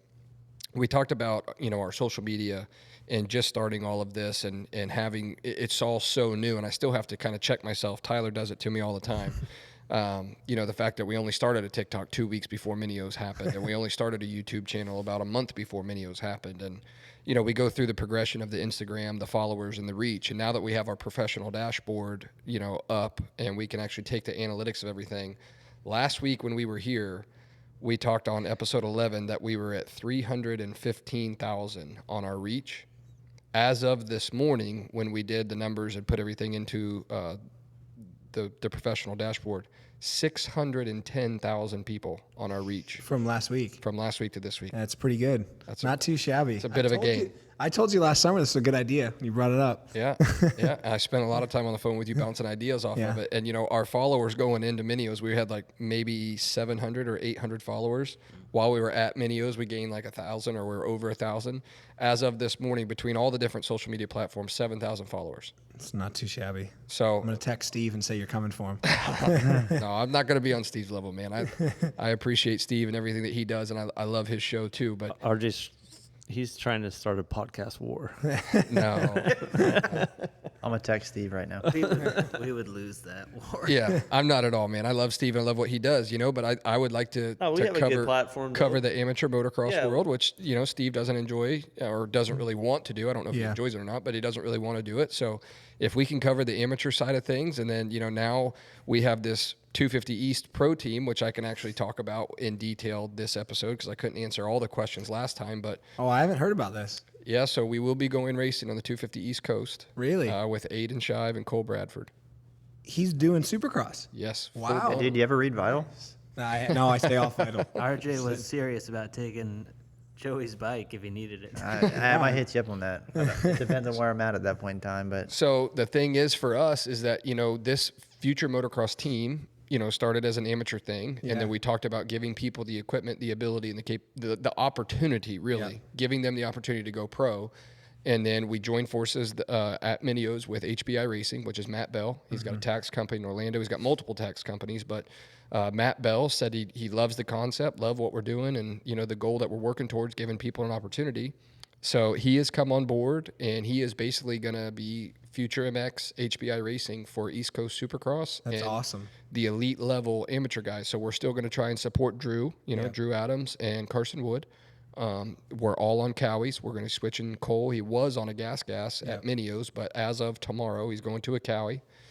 He'll be going to Fox Gear, Oakley Goggle, and then running the Cow Eat. And they both have enough pro points that they're going to go try and get their feet wet in Supercross. So it'll be a very similar situation over there to the Cullen Park story, where we help them, transition from the amateur to the pro stuff. And then Cullen goes out in his first year of Supercross and, basically figure it out, learn the race day schedule. And he killed it last year, in my opinion. Won the Rookie of the Year, Yeah, just like Joey did in 2019, and 450 Rookie of the Year in 2019, right, Joey? Yeah, I had it in 13 too. Oh, did you have it? Yeah, and then 250. In the lights. Okay. So Cullen got it last year for the 250 Rookie of the Year. So same thing, he didn't make every main, and I don't think we're going to put that expectation on our guys. Our goal would be to make the night show every night and go out and, kind of get an idea what Supercross is all about. There's going to be a big learning curve there going from the amateur world. And like we already talked about, you basically put so much weight on 2 amateur races out of the year. And spend so much money for those 2. Yeah, well, and then you've got, there's only 4 AMA majors. You've got Minios, Freestone, Daytona, which actually the schedule would be backwards on those. It would be Minios, Daytona, Freestone, Loretta's. And that's kind of what we call our season in the amateur world. It essentially starts at Minios and ends at Loretta's. So for them, they went to Minios. Cole was, right around the 10th place spot, took a digger and hit his head a little bit. But, Aiden had a very successful Minios. And he was awesome. 2nd overall in 450 Pro Sport, 3rd overall in 250 Pro Sport, and the 250 in the Supercross side. So, he dabbled in the Supercross Futures last year, made it to the finale in Supercross Futures in Salt Lake City, which that was an eye-opening experience all by himself, trying to go to a big-time stadium and, go in front of the crowd. And the elevation in Salt Lake City is always interesting. Mm-hmm. So, to be able to go through that, I just don't see what Cole or Aiden would gain by staying in the amateur A class anymore. No, I agree, especially from how long I've known Aiden. And dude, the leap he's taken in the past year is pretty steep. So I don't see any reason for him to stay down. I really don't. I don't see anything we would gain by doing it. So, our goal right now, I actually submitted their pro cards last week for both Cole and Aiden. I signed them up right now. We signed up for the first 4 rounds just to kind of give us a base, give us an idea of where we're at and what it's looking like. So, the semi and everything's not going to go to every round. Some of those far rounds are just too far. The cost of diesel fuel right now, I'm not going to put a semi on the road unless we get a sponsor involved, that is willing to help cover some of that diesel fuel cost and truck driver cost. Then we absolutely would. Well, your truck driver's free, right? Not me. Well, the problem is his current work schedule, but some of those local ones, it's actually a pretty favorable schedule for an East Coast Lights rider this year, with Tampa being back in there, Nashville getting back in there, and then you've obviously got Daytona and Atlanta that stay. So for an East Coast guy, half the East Coast rounds are within a day's drive. Yeah. Those are pretty simple. Yeah, it's not too bad. So that's awesome. I think we're going to commit to having the semi at Tampa, Daytona, Atlanta, and Nashville. And then we'll probably do the first round of East Coast is February 4th. That one's in Houston.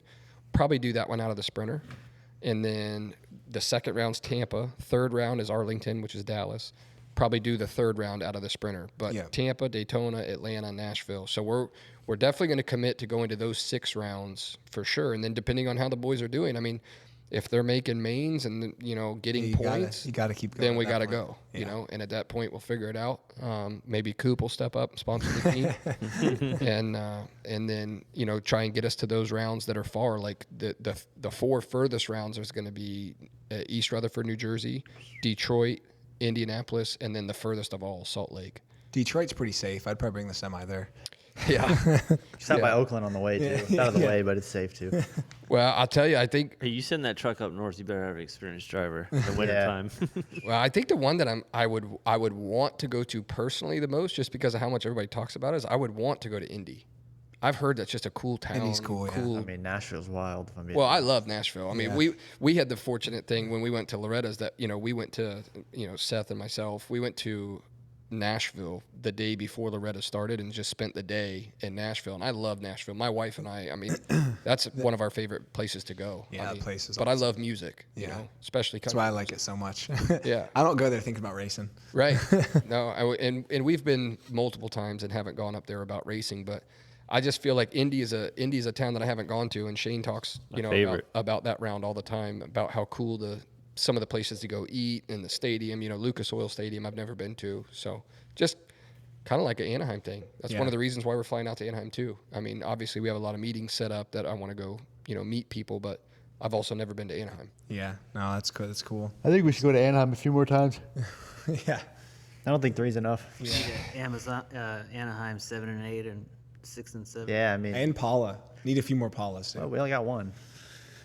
This year. I think they should add a few. Playoffs should be at Paula. Playoffs should be at Paula, Anaheim, Paula. That's how they should do 3. Paula, Glen Helen. No, Yeah, Paula, yeah. Glen Helen, Southwick. I'd be down for that'd Southwick. That'd be a sick playoff. Yeah.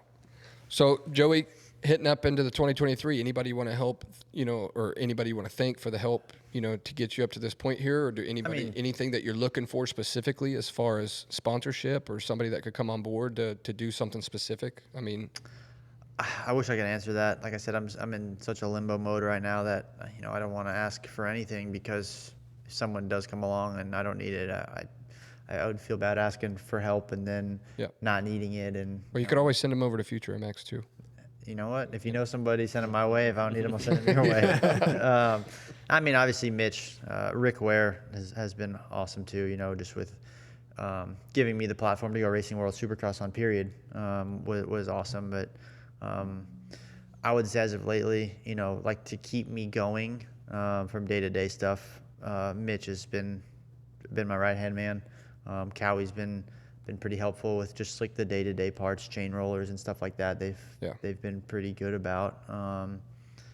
And then my local gas station for giving me good 93. Yeah. They've been pretty good, but I mean, like I said, dude. Running the Nitro Plus. Yeah, I was having I still am having a lot of fun. Obviously with the engine issues, been a little stressful, but I'm genuinely like enjoying riding my motorcycle again, and I haven't had that in a while. So I think had this been, in the last 2-3 years, had I been in the same spot, there's no shot I would have been riding and doing my own stuff. I would have just said, poor me, I can't do it. I don't have anyone to work on my stuff. I don't know how to do it. But since I'm back in a situation and in an environment on a bike and everything that I enjoy doing, I don't mind doing the work. And yeah, so I mean, Mitch has been awesome.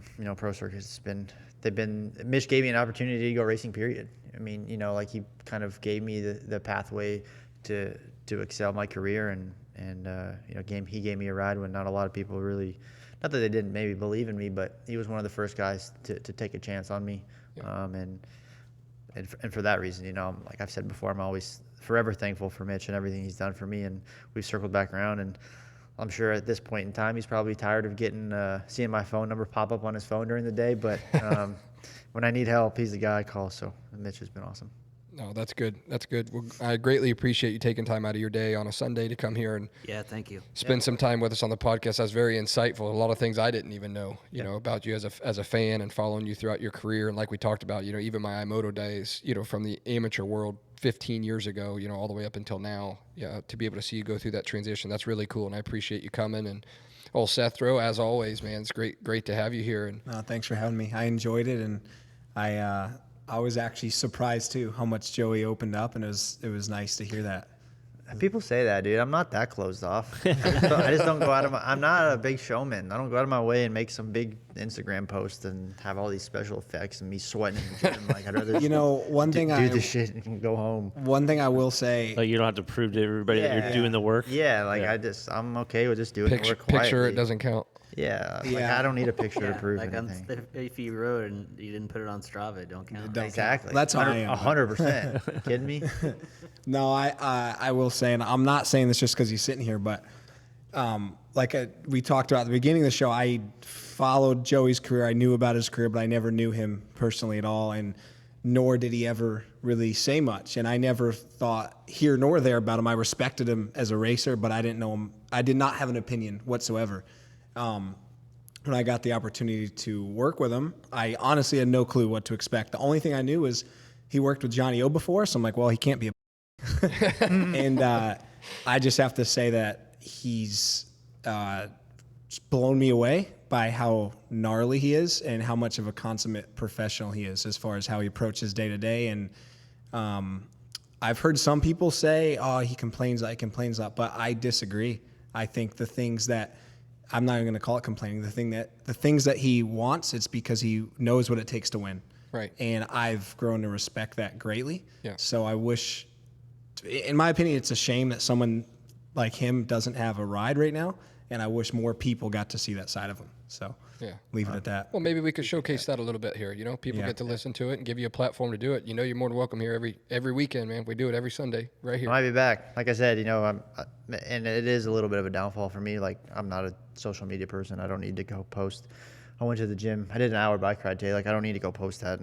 I don't care. And, you know, I'm sure maybe some people would want to see it, but, you know, I have a job to do. And I would like to think, I appreciate the kind words from Seth, but I'd also like to think, I don't think I'm a complainer. You know, has there been times where maybe I've questioned things? Yeah, but a lot of times when I question it, I just want to know why we're doing it. You know, like, I'll never just do, like, you're not going to hand me a pill and say, hey, take this, and I'm not going to take it. Like, I want to know, what am I taking it for? You know, it's like, if we're going to go do something. Oh, like the drug test and like, I'm not going to go do something and just do it and not say anything. Like, if someone tells me, hey, like, we're going to go do an hour bike ride and we're going to have you stand up for 42 and a half minutes and sit down for 6 and then finish standing. I'm going to, like, what is the benefit? Like, I want to know. And sometimes maybe that gets rubbed off as complainer. And same with TV stuff. Like, when I wouldn't win races, people thought I was too hard on myself, but it was more of just like trying to decompress and understand what I was doing wrong. And, you know, my expectations are high. And, you know, sometimes that's not always a good thing. Like I've learned, sometimes they're too high, and that can be a bad thing. But, you know, the negative outlook that people thought I was, it wasn't necessarily a negative outlook. It was just trying to figure out how I can be better. And, you know, it's just Some people take it different. It's not negative. You're a realist. Yeah, that's how I view it, because I'm a lot the same way. Yeah, like I said, obviously, hindsight. If I could go back and be more positive and upbeat, I would, because for the fan base purpose and the media and everything, like, it's probably a better look. But, you know, deep down, like, I'm not good at lying. So how I feel is how I feel, and I can never be a person that says one thing and does another. Like, if I don't like you, I'm not gonna come right back, what's up, dude, and like be friends and then turn around and talk shit. Like, if I don't like you, like, I'm not gonna try to fight you, but like, I'm not gonna go out of my way to entertain you. Right? Like, if we don't get along, we don't get along. Yeah. And there's too many people that are good at, hey, what's up, dude? And then turn around back, dude, you see so and so, like, what? No, not in this industry. No, not this one. I'm talking about a different industry. But and like, I'm not good at that. So like, when I got beat or when I didn't do well, like, I wasn't good at hiding it. Yeah. It turned out to be a bad thing for me, because people thought I was being ungrateful and negative and a complainer, but I just wasn't. I think you'll be a lot better this year now that you're on Liver King's program. Oh, I yeah. think you'll be a lot better. I've been on that for about 4 months, and it's incredible. Oh, it came out that he's on steroids. No, Joey don't believe that. No, he that's believes not true. everything he All posts. natty. It's all natty. All right. Yeah.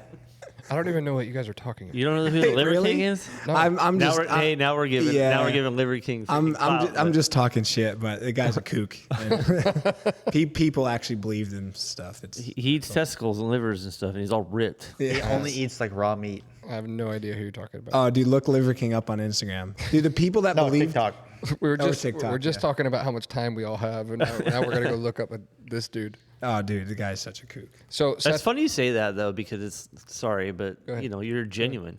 Yeah, and people don't know how to take genuine No, people. it's 2022. You can't be genuine. Yeah, you anymore. have to literally like put on two faces. Yeah. It's freaking Oh, ridiculous. trust me. But There's- that's the double-edged sword, right? Like, all those times that, you know, I was bummed and pissed and seemed upset or ungrateful, as people said, like, had I stood there and been like, oh yeah, like, we got third tonight, and been super pumped, like, how many people would have been like, why is he so happy with third? You know, like, isn't he supposed to be winning? And it's a double-edged sword. Like, had I been super pumped, there would have been people that have been like, he's too happy with getting third, he's complacent. And had it been how I was, people were like, oh, he's so negative, you know, like, why is he always so hard on himself? So it's a lose-lose, right? Yeah. Like Well, you're never going to make everybody happy. well, that's what I was about to say. There's this saying I love to say. It's you could be the sweetest peach in the patch, but if someone doesn't like peaches, they're not going to like you, right? Like Right. so, Right. you can do everything right. It's but actually a great line. if someone doesn't like you, they're not going to like you, and that's the Say end it, of it. time, say it 5 times fast. Yeah. I'll let Well, someone no, else I try need that. I need to save that one in the vault up here to think about that. But I mean, no, I get it. And even on social media, people are keyboard Oh, yeah. warriors, and people go online and think that they can say whatever they want. And I mean, honestly, even myself, I get people that go, on social media platforms and make comments about me, and it's like, have you ever truly sat down and spent any time with me whatsoever? Social media is very good and it's very dangerous. It is. If you're on the wrong side, me after 2017, dude, I contemplated like just quitting all of social media and just honestly going in a hole because Yeah. I was everyone's punching bag. Right. Like people were so happy to see me fail Oh, yeah. that Everybody. it was, but I just, like again, I didn't understand why. Like I didn't feel like I had deserved as much hate as I got. Like I wasn't out there taking people out. I wasn't being dirty. I wasn't cross-jumping people. Yeah. Was I bummed when I didn't win? Yeah, of course. Like I love winning, and it was a good feeling. And when I didn't win, I was upset, especially when I didn't win because it was my own fault. Right. Like if I crashed or I slid out or I had something stupid happen and I didn't win, of course I'm gonna be bummed. But like it was sickening, dude. I've never seen. I shouldn't say never, but obviously it's worse because it was to me. But so many people were so happy to see me fail, and I'm just like, it was disgusting. Like I didn't want to. Dude, people thrive on that. Honestly, like even with us, with people that have helped us before. I mean, I even had a comment that was put on social media the other day that, a guy that used to be around us that used to help the team, he goes online and he just spreading rumors and lies, just blatant lies. Don't be around future Max. Make sure you get paid up front. I'm like, excuse me? I have never once been a day late or $1 short on any payment I've ever done with anybody. I mean, and I didn't think, even know people get paid, bro. I thought everybody did it for the love of it. well, I mean, the thing, I thought you just took everyone's word that they're going to pay you. and I mean, I was baffled. I'm like, this guy is just trying to put us down and trying to be negative because, in my opinion, he's probably a little bit upset or jealous that he's no longer part of the team. Yeah, and you the stopped team is, using him. The team is having success. The team goes and does really well, and it's funny to me like when somebody does bad, how people get excited, like they want people to do bad, and I sit in the back of my mind and I'm like, I don't care. How I feel about anybody else, I would not want to wish bad on them. No. Like, and honestly, I have my own personal opinions, even, and I'll be honest, even Deegan, I don't necessarily know in my mind if he should have been at Mini-O's after he got a top 10 in outdoors last year. But truthfully, the kid rode great. Yeah. He did a great job. The team did a great job. Star Yamaha did a great job. I mean, they had a great bike, and Hayden rode really well. But I'm not going to sit there and be like, well, he shouldn't be here. This is ridiculous. No, he's here. And if you want to beat him, beat him. Well, and the rules are the rules. Was he allowed to be there? Yeah, absolutely. And that's Yeah, nothing and wrong if with you it. want to beat him, then you got to go out there and beat him. Exactly. And nobody did. I mean, I think he won. I think he won 5 out of 6 titles that he was in. I mean, he had a great week. The one thing you have to realize, everybody should realize, that you're never going to stop people from making shitty comments. No. Yeah, and it's, So it is what just, it is. It bums me out though. You got to because brush it off. Like, I am whatever. the type of person though that I do want to try and make everybody happy, and I wish I could. But the more and more I do this, and the deeper I get into it, like having to tell so many people no, that want to come ride for us, or I want to be a part of the team, or whatever. Whether it's on the amateur side or even now East Coast Supercross, we've had people reach out right now. Well, how can I get in there? And it's like, dude, it's budget. Yeah. Like, I'm sorry. I wish I could help everybody. I really do. I mean, if we had unlimited funds in a heartbeat, we would be there. I just don't have it. Yeah. And it's the truth of it. I'm very similar to what you guys talked about. I'm not a glass as half full or half empty. The glass has 50% capacity, and that's it. Yeah. That's what it is. Realist, yeah. That's just straight up truth. And being open and honest, sometimes can bite you. And that's probably what you're referring to the most, is just being an open and honest person. When I'm upset, you're going to see I'm upset. When I'm happy, you're going to see I'm happy. But I'm not going to hide it either way. Yeah. I'm going to be very real, and I'm not going to turn around, and when you walk away, I'm going to say something different. I would say the same thing in front of you that I would say behind you. That's just the way I roll. So it can bite you a little bit every now and again, but it is 100%. is what it is. I was listening when we were doing some research for the show. I was listening to the Pulp Show, and I'm a huge fan of the Pulp Show. And Sorry to hear that. but Just kidding, it was Steve, the if one you hear where it was the one where Zach was on, and you all were talking, and you were mentioning how these people love to see you fail, and love to see you fall or whatever, And it almost seemed like to me like Zach felt poorly because he had brought that energy on. he has. Like it was part of. He's expressed that too. Like we were, and again, people in general, the internet, they love to build this animosity and hate. Like I never, of course, at the time, like if I could have, I would have ran dude over with my car when I left because I was pissed, right? Yeah, But that was real emotion at that time. but was I mad at him? No, I was mad at the outcome. Right. If the roles were reversed, I would have blasted dude. Yeah. Like I would have You would've done the same thing. murdered him for Yeah. that. So, and that's what people like. They failed to recognize that, and they went with a story of like I was upset or like mad at Zach, and we have this bad blood, and I'm like, not really. Like, sure, was I pissed or was there bad blood for a little bit? Yeah, but he's told me too. Like we were at this awkward point for a while, like where we would line up next to each other or we'd see each other at the races, and like there was no words ever spoken. But what was there to speak about? How you doing, dude? Like, I mean, like it was a weird How's spot. that title? Yeah, like, so how's things been since that night type thing? Like, what are we supposed to say? Well, I just thought it was interesting more on the side of because you two are in a very unique situation. He almost knew that the consequences of his actions would make your life harder in some way, shape, or form. That was just my interpretation of it. Yeah, I mean, like I said, he's said it before. Like, there's a part of him that he feels not bad. He's just bummed that because of the situation that I got a lot of hate and flack for it because of just a racing deal. Are you good with him now? Yeah, I have no problem. I didn't have a problem with him 6 months, 8 months after that. But like we had no mutual ground, so there was no reason for us to talk. Yeah. Like we had our run in, but again, would I have done it if the roles were reversed? Yes, of course. So with that being said, that's the end of the conversation. Right. We're not talking about a heat race. We're not talking about a main event. We're talking about a title. Right. So yeah, obviously hindsight, had I known he was there, I should have kept going and not been so conservative. Yeah.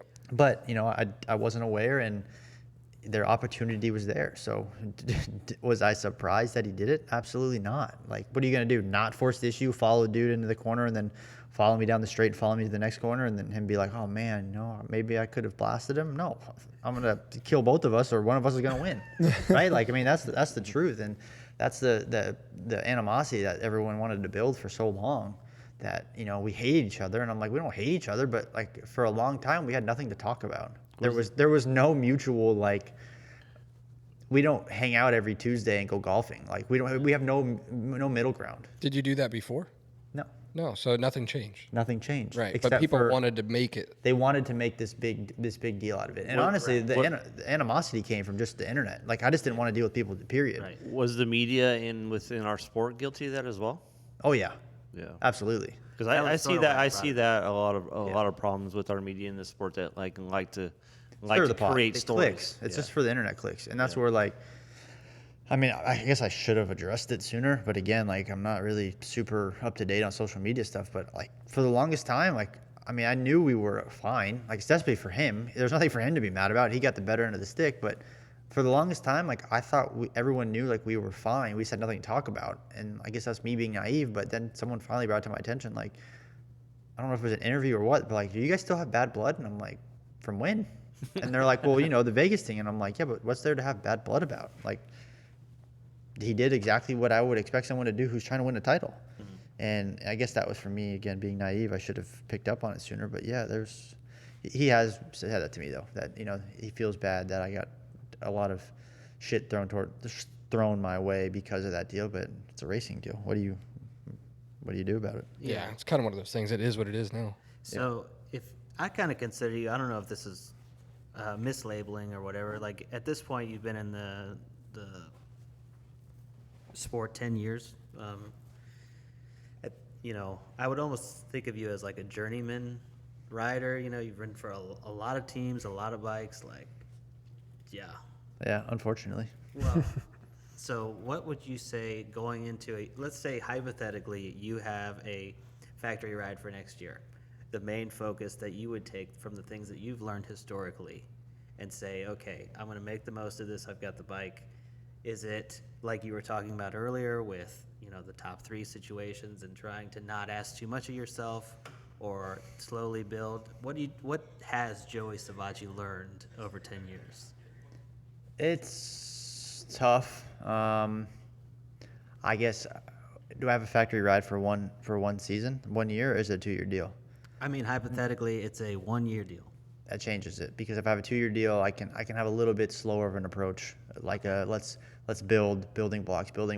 Obviously, a 1-year deal adds the stress of we got to perform right away. Like, we got to get off the gate pretty good, and we have to prove our worth. I mean, the only difference now, the things that I've learned is, there's a lot of things that I need to work on. Obviously, having a bike underneath me that I'm confident in is one of them. But when I do have that underneath me as a tool, I need to go to work on the things and the areas that I struggle with. Being on the bike, being with myself personally.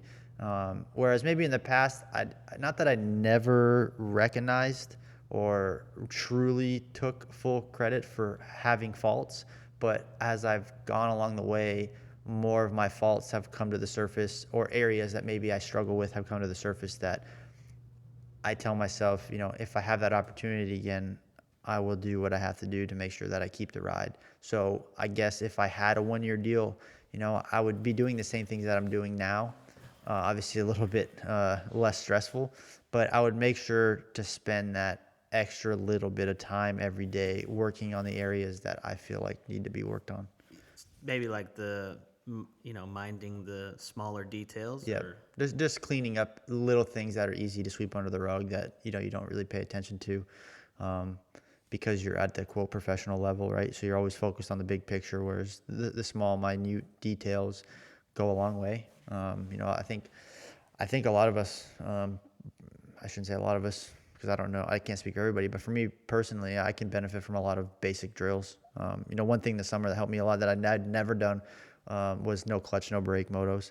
And for me, that was probably one of the most helpful things that I had done in my entire career, because it just taught me to ride let the motorcycle do the work and me just ride the motorcycle. And, that there's other drills that I would be doing, or that I am doing now that I've never done before. So I guess what would I be doing different? Nothing, but I would have a factory team underneath me with less stress, and I would be doing what I'm doing now.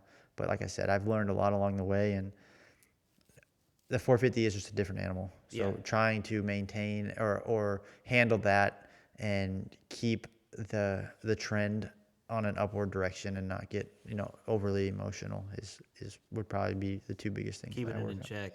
Yeah. It's funny, those no clutch, no brakes moto. Did you learn things you never really realized about the bike and how it operates without those items? Yeah, a little bit. I mean, honestly, I learned a lot, like with myself and the bike. There was times, for the most part in California, because the tracks are so fast, like the lap times are way slower.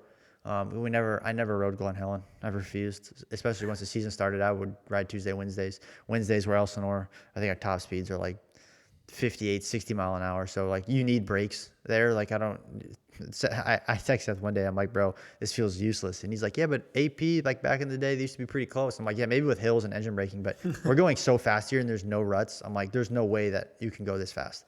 But I learned that using the motorcycle properly makes it easier on me. And, there was times where I would do 20-minute moto and I would spend the first 19 minutes with no clutch, no brake. And then I would spend the last lap or two, bring the clutch back in. And it felt foreign to me. Like I was worse because I got so used to relying and using the engine properly. Then I would go back to the clutch. And then I found myself being reliant on the clutch. And for me, I have a hard time going from nothing to everything, 0 to 100. So being on a 450, you can't get away with that much. That's where the 250 you get away with a lot of things. But the no clutch, no brake really taught me to be patient, be very connected with the bike to the ground. So knowing how much throttle I can use in areas and get away with it. You can mask a lot of things with the clutch, but when the mask comes off, it's violent, right? So you can be hammering the throttle and slipping the clutch and get away with it. But when that thing lights up, it's not good. And so you learn a lot of these things of what can I get away with, how much am I manipulating the motorcycle? And you really get a feel of how much grip you have with certain conditions that, sometimes you get lost when you have a clutch. And like I said, for me, that was probably one of the most helpful things that I've done in a long, long time. Been a pro 10 years, still evolving and Still learning on the learning. motorcycle. Yeah. Still learning every day. That's part of the game, though, and that's good. never I mean, ends. Even old Seth Rowe, I mean, with what you're doing, and the boys at the factory. I mean, you guys are learning and trying to evolve every day. I mean, Coop's a multi-time champ, and I mean, he's still out there trying to learn and get better. Yeah. I mean, that's part of it. It never ends, man. You're only as good as your last race. Yeah, that's one of the truest statements That's very about this true. sport. Yeah. Oh, this industry especially. Yeah. Yeah, that's big. That's big. So, I mean, overall, man, it's again great to have you guys here. Greatly appreciate your time. I know that you guys have plenty of going on. I mean, you've got 2 kids now, Joey. Yeah, I got a 3-year-old and she just turned 10 months. Oh, there you go. Yeah, it's Girl, crazy. girl, Yeah, girl. both girls. Girl. Yeah. So good for you, and I appreciate you taking time out of the day to come over here. We're all going to be rooting for you at Supercross, and like we said, man, if there's anything that we can do to help you there, get there. And if there's anybody listening to this show that might be interested in stepping up and handling, something in Joey's program or whatever it may be, feel free to reach out to the show or reach out to Joey directly. We can find ways to get you in contact with him, and that would be greatly appreciated. For anything that we have going. So anybody listening that wants to do that, just reach out. But big thanks to HBI Racing, Mr. Matt Bell, as being a sponsor of the show and a sponsor of the team coming online, and Morgan Stanley Financial Group for joining us. Seth Rarick, thank you so much. Mr. Joey Savatgy. Thank you, Seth. Yeah. Thank you Sugar guys for having me. Shane, Thanks, guys. Mr. Tyler, hit it.